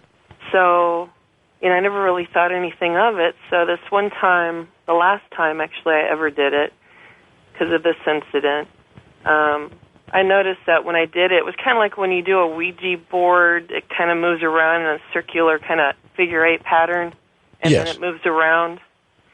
Well, the pencil starts moving like that, but then it started going faster and faster and faster, and I thought, okay. And then it just started, like, digging into the paper, and I thought, okay, this is kind of weird, I'm going to stop. And my hand wouldn't stop. It just kept digging harder and harder in a figure-8 pattern into the paper, and it was kind of freaking me out. So I thought, I'm going to stop now, and my hand wouldn't stop. It was like it wasn't my hand anymore. So I had to physically grab it with my left hand, and it was still trying to move, regardless of what I was doing. So I finally just called out and said, I don't want you here. I want you to go away. And I had to say it a couple of times before I felt like whatever it was let go of my hand. And it wasn't really that I felt anything holding my hand. It was almost like kind of a tingle. What happened is you invited something in. It came in. Yeah, it took control, and it didn't want to let go. Yeah, but the weird thing was right after that happened, and it was like the moment I kind of decided I wasn't ever going to do it again. This secondhand bookstore chain here that I go to, the one that I was going to most often, they had the sci-fi fantasy books next to the occult section. Mm-hmm. And it just happened that right after that, I went to the bookstore, like a few days later or something, and I happened to look at the occult section since it was right there, and there was this book that caught my eye, and I can't remember the exact title, but it was something about symbology or something.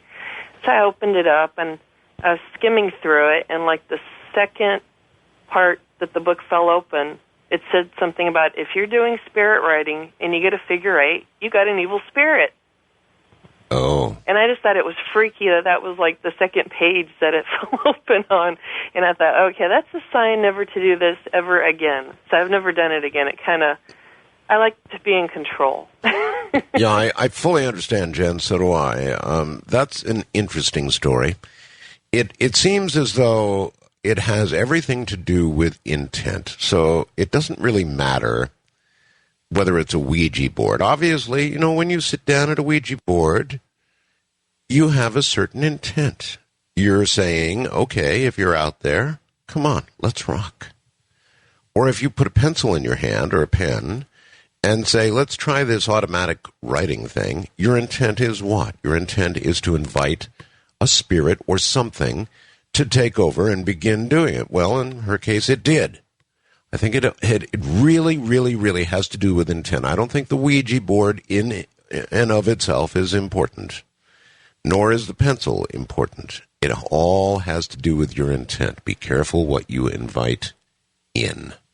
Let's go to the international line and say, hi there, you're on the air. Hi. Is this Art? That would be me. Hi, Art. It's John DeBolt. I'm not supposed to give my last name. I was talking to you before on the other line. I didn't get to tell the rest of my story. Oh, I'm sorry. You're actually only allowed to call one time, buddy. Just one call per customer. East of the Rockies, Joe, you're on the air. Hi, Art. How you doing tonight? I'm fine. I called in to tell you a story about an angry spirit. Okay. I'm not the kind of person that has seen a lot of stuff in my life. But once when I was a child, I was about 8 years old. My mother, we lived in an apartment building about 20 miles northeast of Pittsburgh, Pennsylvania. We lived there for some time, and we got to know a lot of the other people that lived in the building. And one of the couples that we met was an elderly Italian couple, lived down on the first floor. my dad became real good friends with their son, and they had some of our birthday parties at their apartment, that kind of thing. When the wife passed away, they decided to move, and they asked my dad if they could store some of the stuff that they needed to store in our apartment for a while. And sure. He, of course, said sure. They, for some reason, I was an 8-year-old boy, they decided to put a chest in my room. And all they told me was, don't get in there, which I got to say really piqued my interest. Of course. As soon as we got sent to bed that night, the first thing I did was open up the chest and start looking around in there, and there was a lot of really neat old stuff. There was like a wedding dress, and there were some dishes and pictures, and I was really excited to just look through it all. I happened to hear my dad coming down the hall at one point in time, and I just hurriedly stuffed everything back into the chest.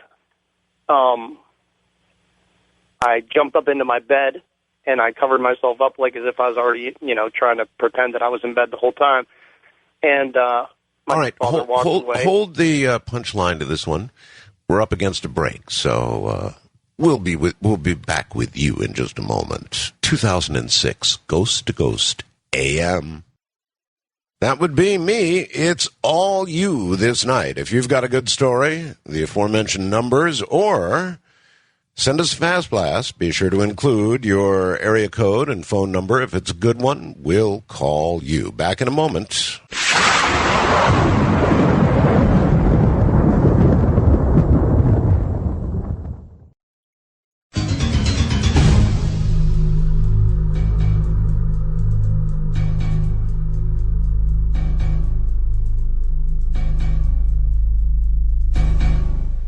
All right, back to Joe in Pennsylvania. Joe, you're back on the air.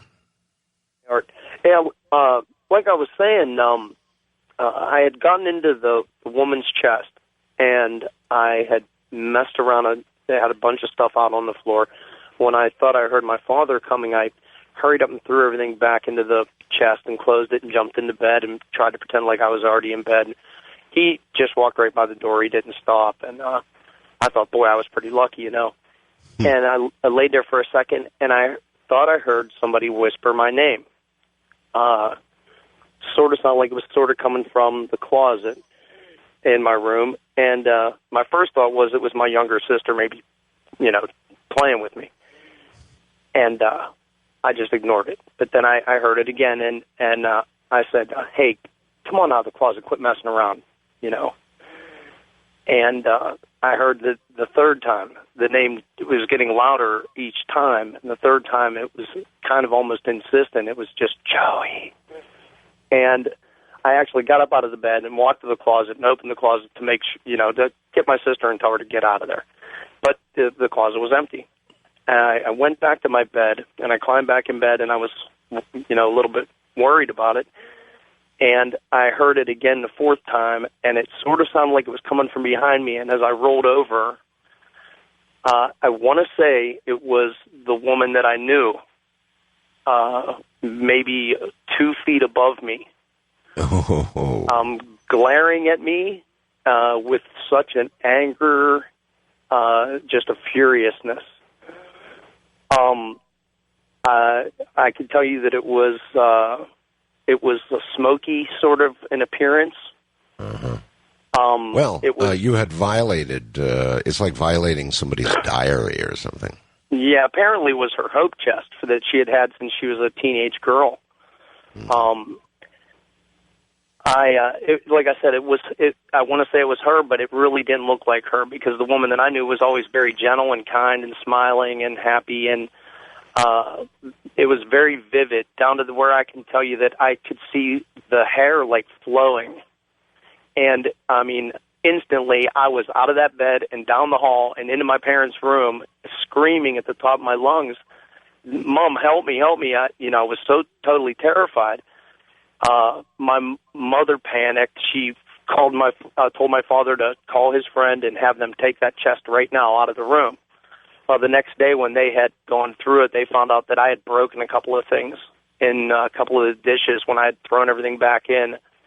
And my mother was pretty angry with me, but they decided not to punish me because they felt like, that had been punishment enough in itself.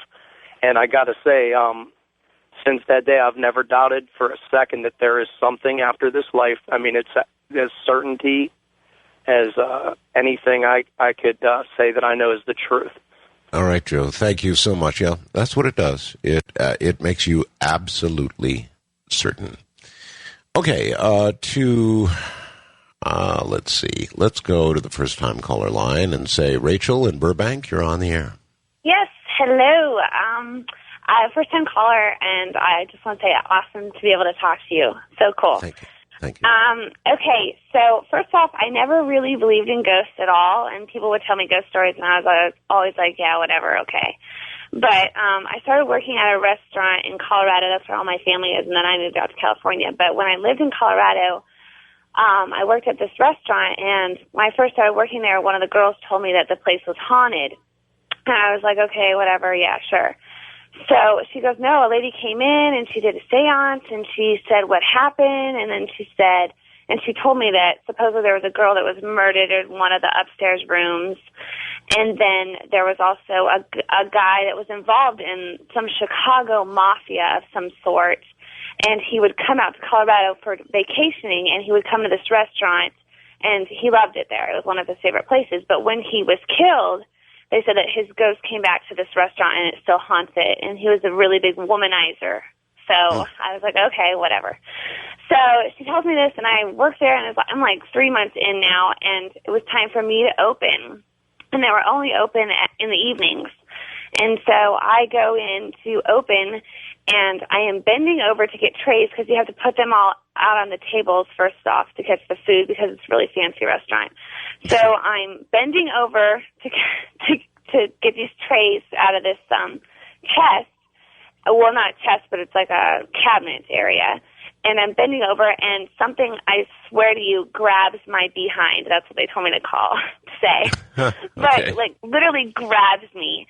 And I swing around, really fast, and there's nothing there. And I'm totally, flustered and panicky. And I run back to the back kitchen to see, if the chef had come in yet. And I run back there, and he was just walking in the door, and he's like, hey, what's going on? And I was like, oh, my gosh, did you just get here? And he goes, yes. And I was totally, panicking. I was like, because I've never heard of even them, making physical contact of any kind.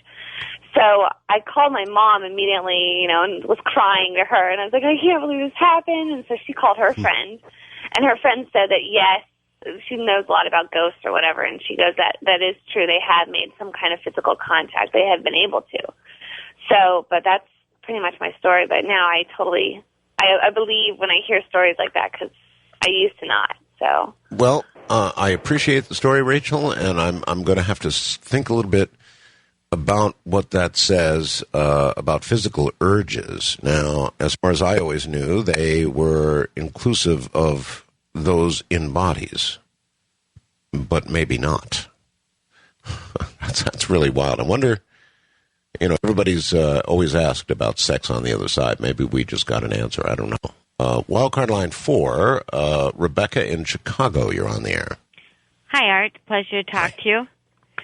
Well, I've got a story about a friend of mine that believes about 32 years ago this happened, that she and her husband saw an apparition in the middle of the night. And we lived in an apartment building, and they lived right next door to me, apartments side by side. And one morning she came over, and she was visibly shaken, and she asked me, did you smell anything burning during the night? And I said, no, what's going on? And she said that she and her husband were woken up in the middle of the night by a smell of something really bad burning. Boy, a lot of that. I'm getting a lot of that tonight. Yeah, well, they jumped up out of bed and headed towards the hallway to, exit out of the apartment, supposedly. And she said as they got into the hallway, they saw a really large, kind of tall, dark figure. And she said she felt a great sense of evil and harm at that time. And she said that they're both of Hispanic descent, Catholic, very devout Catholic, and they fell to their knees. And she said they started praying and they were crying. And she said that all of a sudden it just disappeared. Well, she said earlier that day they were unfortunately in some financial troubles, and her husband had said that he would sell his soul to the devil to help them get out of their financial bind. Oh, my God. And she was convinced that the devil had come to collect. So never, I still ever, get chills. ever say anything like that. Never, no. No. I said, you never say anything like that. I certainly appreciate your call. I think that once you make such a deal, whether you say it out loud or just think it, that the deal is done. I don't think there's any going back or canceling deals of that sort. I really don't. I think that's... We'll just leave it alone. You're on the air from Redding, California. Albert, hi. Hi, how are you? Fine. Okay, good. I have a brief ghost story. I once lived in a very small apartment, and I used to have weird things happen. Things would move around by themselves. And anyway, one night I walked into my living room, and right by my door, I saw a female ghost just standing there looking at me, and she was wearing some kind of dress from another century. She looked very ancient, and she was very pale and white, and as I looked at her, she just slowly faded away. And some time went by, and one night I used to always turn my phone ringer off at night so it wouldn't wake me up. I turned it off, went to bed, woke up some time later hearing the phone ring. When I answered, there was no one there. I turned it off again, went to bed, the phone rang again, got up, and there was no one there. And then it happened a third time, and the third time I said to myself as I was going to... I turned my heater off, too, by the way. I forgot to say that. And it was an old heater where you'd have to turn a lever to turn it off. And I said to myself, wouldn't it be interesting if I wake up and the heater is on? And that's exactly what happened. I woke up and the heater was on. So I went out there and turned it off. And then I finally fell asleep, and I had a dream where there was a storm, a really bad storm in my apartment complex. The wind was blowing intensely, and this female ghost appeared to me, and she said that she was just passing by, and she was the one that did those pranks. And anyway, a little bit of time went by, and I asked the managers and maintenance men if they had any knowledge of a graveyard being in that area, because I know that those kinds of things tend to happen around graveyards and cemeteries, and they all say they had no knowledge of any graveyard or anything. And about a year went by, and I heard on my local news that they were building a Walmart right next to my apartment complex. There was a field right outside my window of my bedroom, and they were building this Walmart, and they had to stop construction because they found a sacred Indian burial site right there. Oh, my God. Right. It was just right outside my window. So I don't know if that woman had anything to do with the graveyard there, but I think that there might be a link, Could certainly be. Again, it unnerves me to imagine that we are required to remain in the immediate vicinity of our bodies. I don't like that one at all. When it's a house, that's not so bad. You can imagine a house. You can even imagine an area, but you don't want to imagine remaining with your body or something like that. And so many stories seem to sort of point in that direction. West of the Rockies, it's Alicia. Is that correct in Miami? That is correct, Mr. Bell. How are you this evening? Just fine. My story was back in 1982 in Chicago, Illinois. It was like early October, and it was a beautiful Indian summer, couple of days, and it was a Sunday night, and it was beautiful, magnificent weather, and my husband and two children were coming home, and the people next door had company, and the kids were outside, but it was about 10:30, quarter to 11. It was really late. It was a school night, and I told the kids they couldn't play, and I put them to bed. Mm-hmm. A little while later, in the back of the house, we had this room that we used as a television room for the kids. We hear a knock. It had big windows, and we hear a knock really hard. And I said, that's, the neighbor's kids trying to get, our kids' attention. Don't worry about it, honey. And we hear the knock again. So my husband gets up, not too happy, and I was pregnant with our third child, and I was wobbling out, chasing behind him for him not to, make a scene with the kids. They didn't realize it was late at night. And he turned the corner from the kitchen into the dining room to go to that back room, and as I went to turn the corner, he backed straight into me, pale as a ghost, like terrified. So I didn't know what he was seeing, but he was in law enforcement, and he had his gun, and I said, I've never said that. I said, get the gun, pull the gun, just shoot it. And he's just nodding his head no.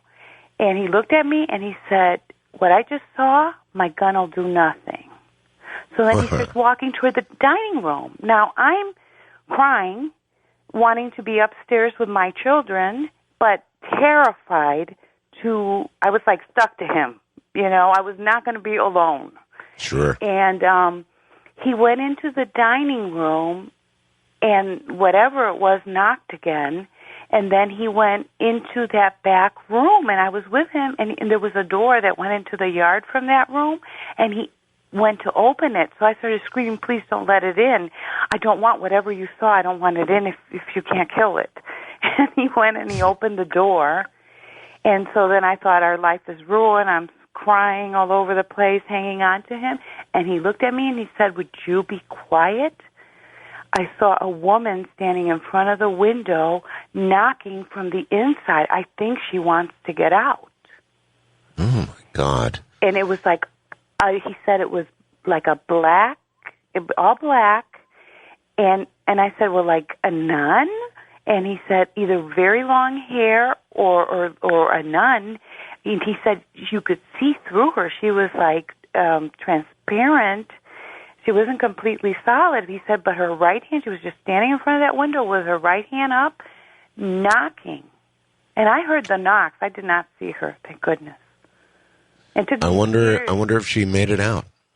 Well, about 7 or 8 months later, we were in the Lions Club, and it was our turn to have a meeting at our home. And one of the members had brought a professor from the University of Illinois who was thinking about joining the Lions Club, and he was sensitive and he could channel people. And the man called me the next day, and he said, I don't know if you're a believer or a non-believer, but, the friend I brought, can channel people. And he says there's a woman all in black that walks through your house. Yeah. I'm sure that did it for you. Huh? Oh, I said, I'm sure that did it for you. God, yes. Yeah. After the guilt of leaving my poor children sleeping upstairs alone and me being too scared to run up there, yeah. Been okay ever since? Yeah. I mean, I never saw her, and she didn't knock again. I figured if I don't hear the knock, we'll live through this. Maybe she made it out. All right, thank you very, very much. How can you listen to these stories one after another, and not begin to believe, even if you have not seen with your own eyes? And I know it's so easy to be skeptical, and it's so easy to blow it off if you haven't seen with your own eyes. But even listening to a program of this sort, one after another, you don't honestly think all these people are making this up, do you? Susan in Florida? Bet you're not making up your story. No. No. Hi, Art. Hi. I would like to share with you and with the Coast audience how I ended up talking to a ghost. Well, it wasn't any plan of mine, but it just ended up that way. Sure. And the event that started this, I was watching TV, I was watching the news, and they had a special report come on that a local high school, a 17-year-old student had stabbed another student that was 15 years old. And I thought, oh my gosh, that's terrible. And they showed they were rushing him off to the one that was stabbed. They arrested the one and they were rushing the other one off to the emergency.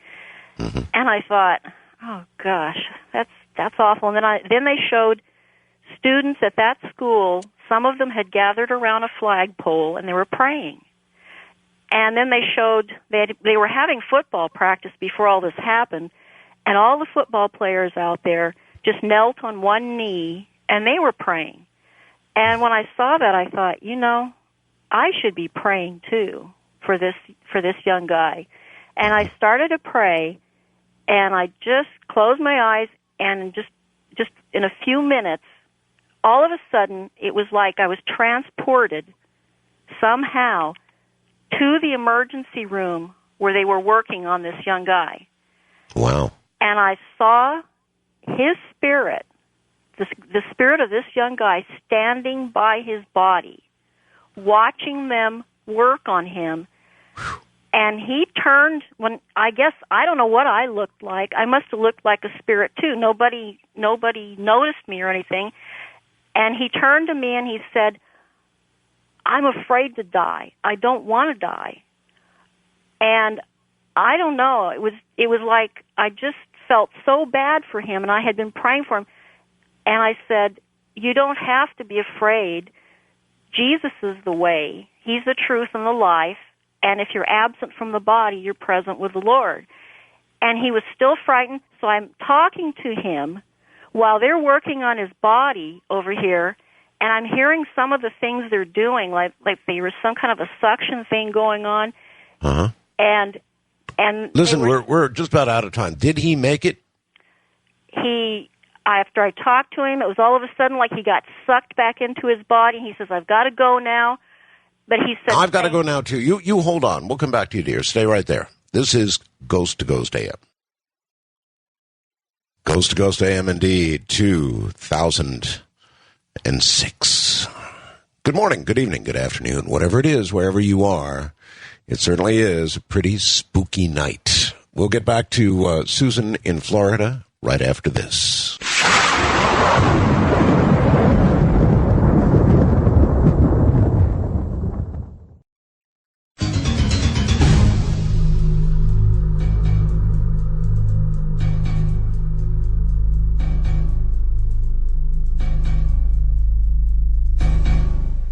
The reason I was asking Susan whether he made it or not at the last moment before the break was because I had to know, since you were there while he was observing everybody working on him, did he, after he came back to the world, remember you? Well, what happened was that, like I say, they were working on his body and I could hear the noises, and it was getting to a point, I think, where they were going to kind of revive him a little bit because they were saying he's choking on his blood, and they were doing some kind of suctioning or something. And he was still afraid, but then I told him, God can help you through this. You can trust him. Right. And when that young man's spirit, when he said, yes, I'll do that, all of a sudden it was like there was like light that came out of his spirit. It just sort of flooded over his spirit and in him, and he just had he says, now I'm not afraid. Now I know what you mean. And he says, I've got to go. And it was almost like a vacuum cleaner or something, just sucking him back toward his body. And he was sort of half in his body and half out of it, and he said, thank you. I'll be all right now. I'm not afraid. And then all of a sudden, as soon as he said that, it was like a vacuum cleaner or something sucking me back, and it was like I opened my eyes, and I thought, oh, my gosh. And I looked around, and here I was sitting in my living room, and I thought, oh, my gosh. And then I turned the TV back on to see what was going on, and about 20 to 30 minutes later, they announced on the TV that he died. Oh, my God. And I was sad to hear that he died, but I know that that's the weirdest sounding thing. I can't explain it except that somehow prayer must have made a bridge, that somehow spirit to spirit could communicate. And even though I'm sad that he died, I really sincerely feel that he died safely. Yeah, it sounds like you gave him the comfort before he passed. You gave him the comfort to pass. That is really quite a story. Prayer, of course, is intent. And so she put herself right in the middle of a life and death situation. Amazing. Absolutely amazing. West of the Rockies, Zach, you're on the air. Hello. I used to be at a security guard at a cemetery, and I was in between rounds one day, and I'm in the office, and it was like the end of my shift. I'm getting ready to leave, I'm packing up, and there's a window, a big window, that's like by the front of the office, and you could see outside in the parking lot. Sure. And I felt something like somebody was watching me or something like that, and I looked up and I saw like a foggy light, like it looked like a person, kind of like the outline of a person by the window, like a foggy type of mist, kind of. And as soon as I saw it, it moved away from the window. And I ran outside to make sure like it wasn't like a car light, like somebody pulled into the parking lot, or like maybe somebody was in there by the window. And I looked around and nobody was around. And it just struck me as weird because, I'm a little suspicious. I work in a cemetery, so, it made me think something was going on. Well, so beyond that, though, you don't know what it was. No, but another time I was in the back office, and I was trying to relax, like in between rounds, from checking the cemetery to make sure it's all secure, because I was a guard there.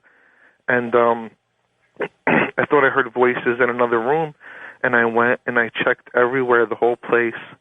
I checked in the front of the cemetery because I thought I heard something like somebody talking like casually, like just in another room, and I'm trying to find, the voice. And there's nobody around. It just sounded like people just casually talking, too. That's the creepy part because it was kind of low. Well, you had a creepy job anyway, Zach.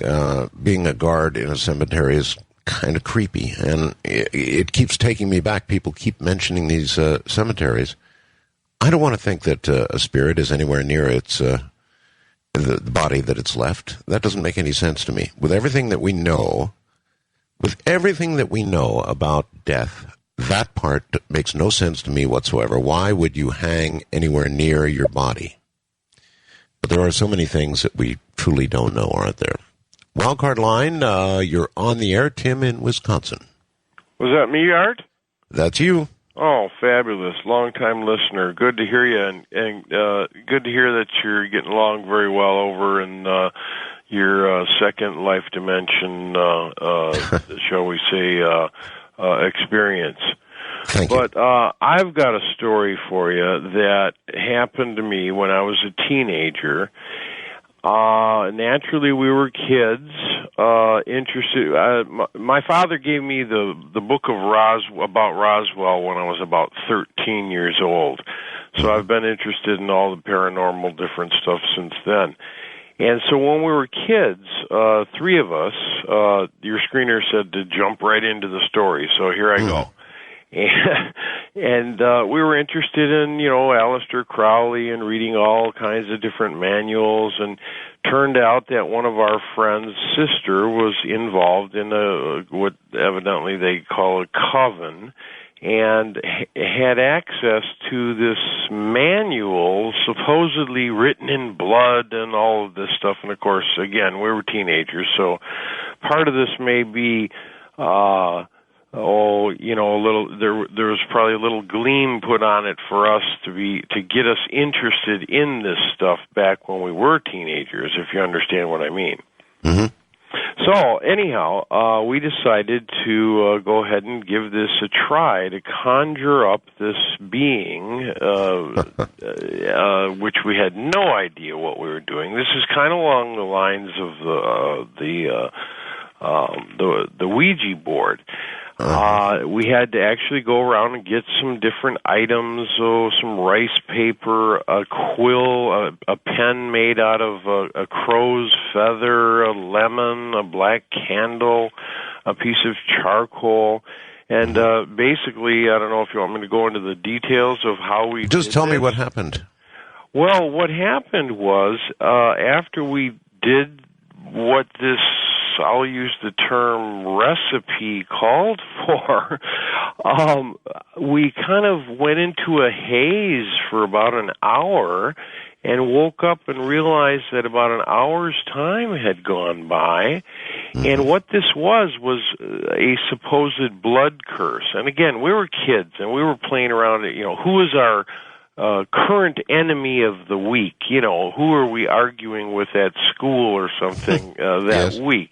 So we put the names of our current enemy on this rice paper, after which you had to cut yourself and use your own blood and use this quill to write the name of this person and recite this recital while you're chanting, or chant this recital while the candle's burning and whatnot. And so what happened to these people? Astral? What happened to these people? Well, what happened is, strangely enough, I'm friends with actually one of these people still. He's still alive. But what happened was we came to about an hour after we had started this ritual and realized, holy cow, and saw this kind of misty, kind of cool, weird feeling, and it seemed like something had happened. And what had happened in the long run, to get to what you're asking, is one of the guys, again, this was supposedly to create some sort of a blood curse on this victim that you... Very short on time, Tim. Okay. One guy got gout. Another guy, unfortunately, died in an auto accident through loss of blood. And the third guy moved away, and none of us, we live in a small town up here, well, it's not so small anymore, in Racine, Wisconsin. He moved away, and we've never heard from him again. But this was really about... this was the most interesting part of the story is that about another hour transpired after we were all done, and we did this, whoop-de-doo, we went down and started listening to music, and then we got a telephone call by a guy who identified himself as Maynard. And as I recall through reading and whatnot, Maynard is kind of an old 16th century name, possibly for one of, like, what was the name, Mephistopheles or Satan, or Maynard was one of those names that was used evidently in... Okay, Tim, we're out of time. Okay, well, which was strange that this guy, who had no knowledge of what we did, called and told us to destroy what we just created, or we would open portals and doors that we would not understand. And okay, well, it sounds as though it's a good thing that you ended that when you did, and that sounds also like It sounds as though you fooled around with somebody's instructions who had been playing with the craft. That story unwinded kind of slowly for us there, but can you imagine hurting that many people? The craft is real, and I would urge those of you who are tempted to play with it, tempted to do the kind of thing that he apparently did with his friends, not to do it. You really do open doors and bring in things that could affect the rest of your life, could affect other lives. It's not a game. Don't do it. Let's go to Wildcard Line 5 and Tim in Illinois. Hey, how you doing, Art? All right, sir. Sorry about cemeteries for you. I mow marble gardens. Another cemetery story. What? You're breaking up on me there. That. Tim? Hello? Hello? Yes. All right, I caught this figure out the corner of my eye one day, and I turned back real quick and looked at it, and it was like a short, fat Abraham Lincoln. Had the hat on his head and all that. Uh-huh. And I looked at him for a second. I kind of looked down again, and I looked up at him. He turned, he looked at me, and he smiled, and it was like he met with me in my head. He told me we were doing a good job, and the place looked good. And he, turned, and he just started walking away, and he just faded. And then that was it. He was gone. I mean, it wasn't like a scary ghost story or not, but I really believe I seen a ghost that day. Well, sounds like you might have. Not all ghosts are scary, and not all ghost stories are scary. Now, we try to get the scary ones for you on Halloween, but look, I believe in life after death. I'll just sort of lay that on the table for you. I believe in life after death. I believe that it's real. And so not all ghost stories are going to be scary. Not all deaths are scary. Many are, and I think that's where the majority of the so-called ghost stories, the scary ones, actually come from. If you listen very carefully, I think you'll find that whether it's people messing with the craft, or particularly like that young fellow who had been messing with the others, it could turn out very poorly. But it doesn't mean that all ghost stories are bad. Many are just attempts to communicate. Many are attempts to let the person on the other side know you're okay. But all of them, if you add it up like a great column of math, they all add up to the same thing. Bottom line, there is life after death. East of the Rockies, you're on the air, Mike from Iowa. Art, it's good to hear Yes. your voice. Thank you. On Ghost to Ghost, I had an encounter with a couple of strangers back when I was a teenager and delivering the Des Moines Register. And there's at the time there was a new addition to the town, probably about 5 years old or so. All this string of houses southeast of town, and I always delivered the paper at 3:30 in the morning before school, and it was always pitch black. And took my bicycle up to the southeast house of the town, and I never cut through people's lawns, so I went up their gravel driveway and turned right and paralleled the front of their house on their sidewalk, walked up the 3 steps and put the paper in their screen door, turned around and walked down the 3 steps, and then turned right to walk the sidewalk to their driveway. And I looked up, and right where I walked over was this old man wearing a wide-brimmed hat, a flannel shirt, and baggy pants and boots, and he had absolutely no color to him, and I could see right through him. And I just, people always say fight or flight. Well, I really disagree with that. I think there's a tertiary called frozen. And that's what you were, frozen. For about 10 seconds, I was just frozen. And no, I think that's also a natural reaction. For example, if you're near a wild animal, a lot of times frozen is the best thing you can be. Running is the worst thing you can do. So frozen is perhaps okay, and is perhaps a natural reaction. It shows a non-threatening stance. Well, it is a reaction of no action. That's right. It's not doing the fight or the flight. Right, so you froze. And I thought of a plethora of things, but what predominantly went through my mind is I just walked over that spot 15 seconds ago. So I decided I would talk to him. And I asked him his name. What he was doing is he was pumping water from an outside water pump. And he had the bucket on that nook on the spout, and he was filling the bucket with water, but it never overflowed. And I asked him, well, first thing I said was, well, I'm sorry I walked over where you are now. And I asked him his name, and I apologized, and after about 15, 20 minutes, I ran out of things to say. And my brother and I, my younger brother and I, back then, we late weekend nights we would watch Creature Feature and then the scarier Acre Creature Feature, which was the siding company or roofing company, I forget which. And I learned that if you ran, the monster would catch you from behind. It always happens.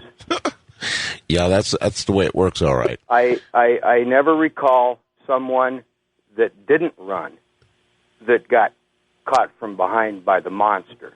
Yeah, I think freezing and perhaps even getting into the conversation was the wiser of the moves you made. I think that kind of goes back to an animal instinct in some of us. When we're presented with something like that, we just freeze. And maybe that's not such a bad move. Ghost to Ghost AM 2006.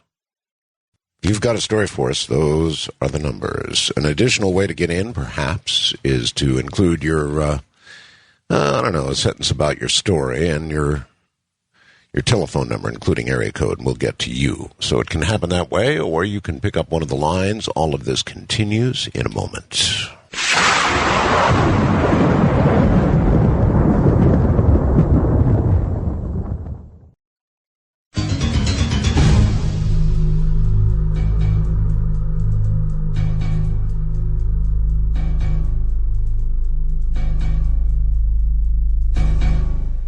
Time is short, so very quickly to Clint in Calgary. You're on Ghost to Ghost AM. Hi. Hi, how you doing? Just fine. Fantastic. Okay, well, to start my story, before this happened to me, I actually didn't believe in ghosts. Like Edgar Allan Poe said, I don't believe in ghosts, but I've been scared of them my whole life. So that's kind of my attitude. I moved into this apartment with my friend Calvin when I was about 20 years old. And every night when I would lay in bed, I'd have my back to the room. I would feel like I would hear something, like maybe a breath, or I would hear like the clicking of an ankle, or a knee when somebody's walking. Mm-hmm. And every time I heard that, as I was falling off to sleep, I'd kind of look over my shoulder, and there's nothing there, so I'd kind of smile and go to sleep. And that would happen like every night when I was going to bed. And one night, I was laying on my back, and I had this weird feeling like somebody was looking at me. So I opened my eyes, and there was somebody leaning over my bed looking at me about 2 inches from my face. And when I opened my eyes, I made like, whoa, like a noise like that. And this, entity or whatever it was, it jumped back too, like it was scared. And it ran behind my little bookshelf in my bedroom. At the time, though, it was kind of dark in my room, so I thought I had an intruder in my bedroom. So I went behind the bookshelf, with my lamp in my hand ready to plug whoever it was. I turned my light on, and there was nobody back there. And there's no way to come out from behind the bookshelf. There's no windows or doors or anything like that. So I told my friend Calvin, the next day what had happened, and he said, if you're having a problem with something in your room, maybe just write a note and saying, I don't know who you are or what you want, but if I can help you, please let me know how. But if I can't help you, please leave me alone. So I did that. I wrote the note out on the desk, and after that, I never had any troubles. I never had any clicking or breathing or breaths or anybody looking at me in my bed. So I just thought I could say that. Well, I'll tell you what's interesting about that is that I've had so many stories like this, that we apparently startle them many times as much as they startle us. Not always, but so many times in these stories, the entity or the spirit or whatever it is, when it realizes it can be seen, appears to be as startled as we are. And I'm trying to put together in my head what that means. First time caller line, Chris in Nebraska. Good morning. Good morning. Hey, I wanted to share with you guys a story that kind of spooked the bejesus out of me, but at the same time was kind of a relief. I used to be an over-the-road trucker, and I was cruising down I-40 in New Mexico, and I got flagged over on the CB from another trucker that there'd been a rollover accident. Mm-hmm. And all the passengers in the vehicle had been ejected, and took a long time to get any kind of state patrol or flight for life medics or anything out there. But there was a young girl that had gone into shock, and I wrapped her up in a blanket and was holding her. And about an hour and 15 minutes later, they finally got there and got the major triage taken care of. And my God, that is a long time. It was a rough go. But when they finally came up and to take the girl from me, they had told me that she'd expired. She'd passed on, and I never knew it. And so I was kind of a devastating thing for me. I avoided that I-40 interstate, ran many miles out of my way just to stay out of there for a long time. Got in a hurry one night coming out of California, and decided I'd had to run I-40. And just as I passed the mile marker where that accident had happened, my little dog that had been running with me forever, never messed in the truck before, relieved himself in my passenger seat and went yipping and screaming into the back of the sleeper. And I looked into the back of the sleeper to see what was wrong with him, and he was down there cowered under my bunk. And as I looked back to the road, I noticed that there was a young girl sitting in the passenger seat of my truck. That would be my last trip on I-40. I scared the bejesus. I almost wrecked my truck. But she was, very, ghostly, I guess. You could kind of see through her. I could see my door on the other side through her. And she just looked at me and she smiled. And in a very, very soft voice, she said, "Thank you, and I'm okay." And she was gone. Oh, and that's an awesome story. I pulled over and walked around my truck for a long, long time before I got back in it. But, it was, like I said, the most terrifying experience of my life, and probably the most satisfying. It was just something inside that really settled. But I hear you. Chris, thank you very, very much for the story. That is, actually, that's kind of a heartwarming story. Not all ghost stories are scary, although I suppose no matter what, they're scary at the time. But in reflection, obviously, he had done something that she very much appreciated, and she somehow made it back to say so. That was quite something. Wildcard line, Sandra in Canada, you're on the air. Yes. My boyfriend and I were asked by friends of ours who own a fly-in fishing lodge. Now, this is about 600, 700 miles north of in Manitoba from Winnipeg, just outside the Manitoba border in Ontario. I won't name the lodge. There's a half a dozen, they're log cabin style with bunks, for the lodging for the people that come to stay there. They fish. There's 3 people, just the fishing guide, an Aboriginal man, and myself and my boyfriend. His job was to do maintenance, take care of the boat motors and, gas the boats and oil them and make sure they're running properly and maintenance around the place. My job was to take care of the cleaning of the cabins and the making of the beds and the cooking. And anyway, the Keebler people were there. So that was the group. They were from the States and they had come to fish. So the guide's job is to take them to the best fishing spots, and they catch fish and they get all drunk and everything and tell all their stories about all these big fish they caught. Meanwhile, he caught them all. But anyway, where we stayed, when all of the lodgings were filled, was the cabin. There was a log cabin not too far from the lodgings, maybe 3/4 of a mile. And this is right out in the bush. It's all just bush, wild, wild bush. And anyway, it was August. It was really, really hot. And inside the cabin where we stayed in, there's a big wooden door on the inside, but it was so hot. There's an outside door, which is just a swinging door with a big screen in it, and the hook was on the door. And outside, just above the door, is like a lamp light, just so that you can see to go to the outhouse, to go to the bathroom. Sure. Okay? So I woke up wanting to go to the toilet, to go to the outhouse. And I couldn't get up. I tried to get up off the bed, and I couldn't get up off the bed. I felt myself being pushed back down into sitting position. And And I thought, I was just sleepy and still out of it. And I tried again, and the same thing happened. So I'm sitting there. I can move every other part of my body, my feet, my arms, my head, everything, but I cannot get up off the bed. And I looked ahead toward the screen door thinking, well, this is weird. I can't get up. I can't go to the outhouse.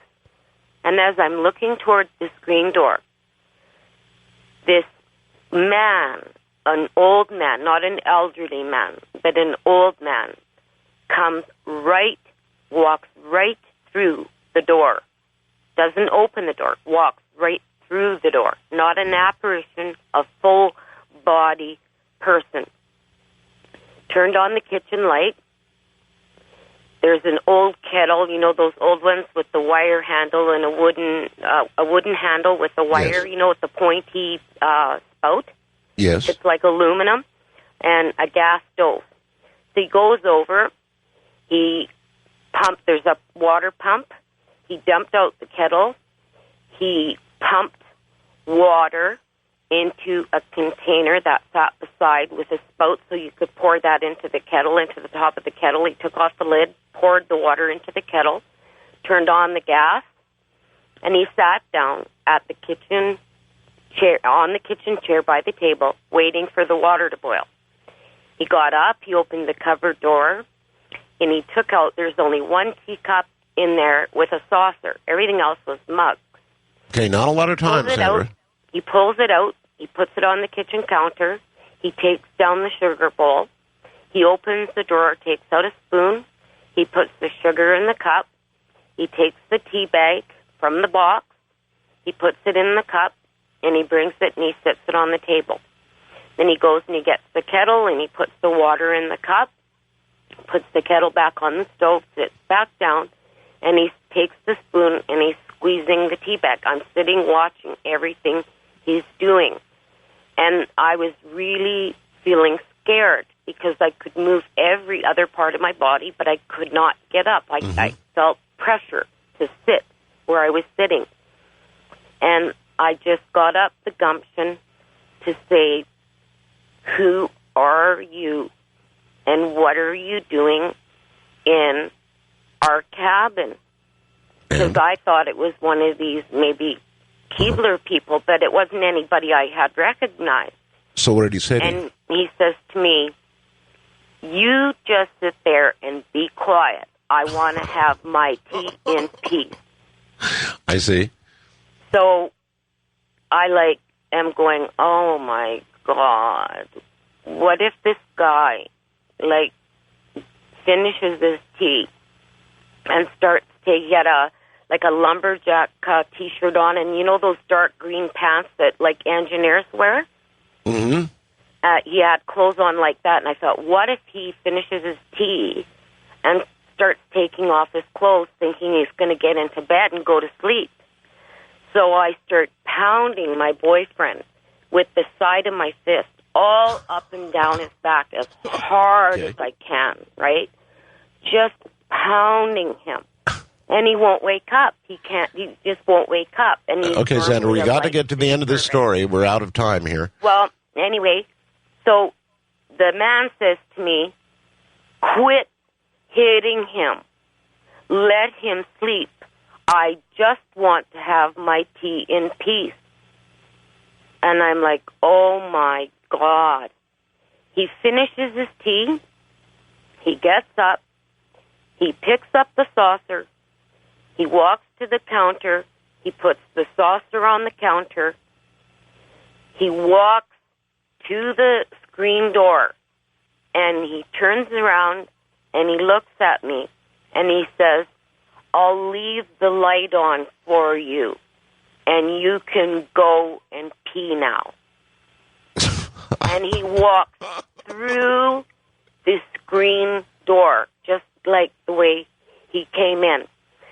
So I figured the native guide might know something about some kind of history of myths or anything from that area. And I went up to him and I said, you're going to think I'm nuts. And he goes, no, actually, I know what you're going to tell me. You saw the old man. And I said, then you know about this. He said, did he have his cup of tea? I said, yeah.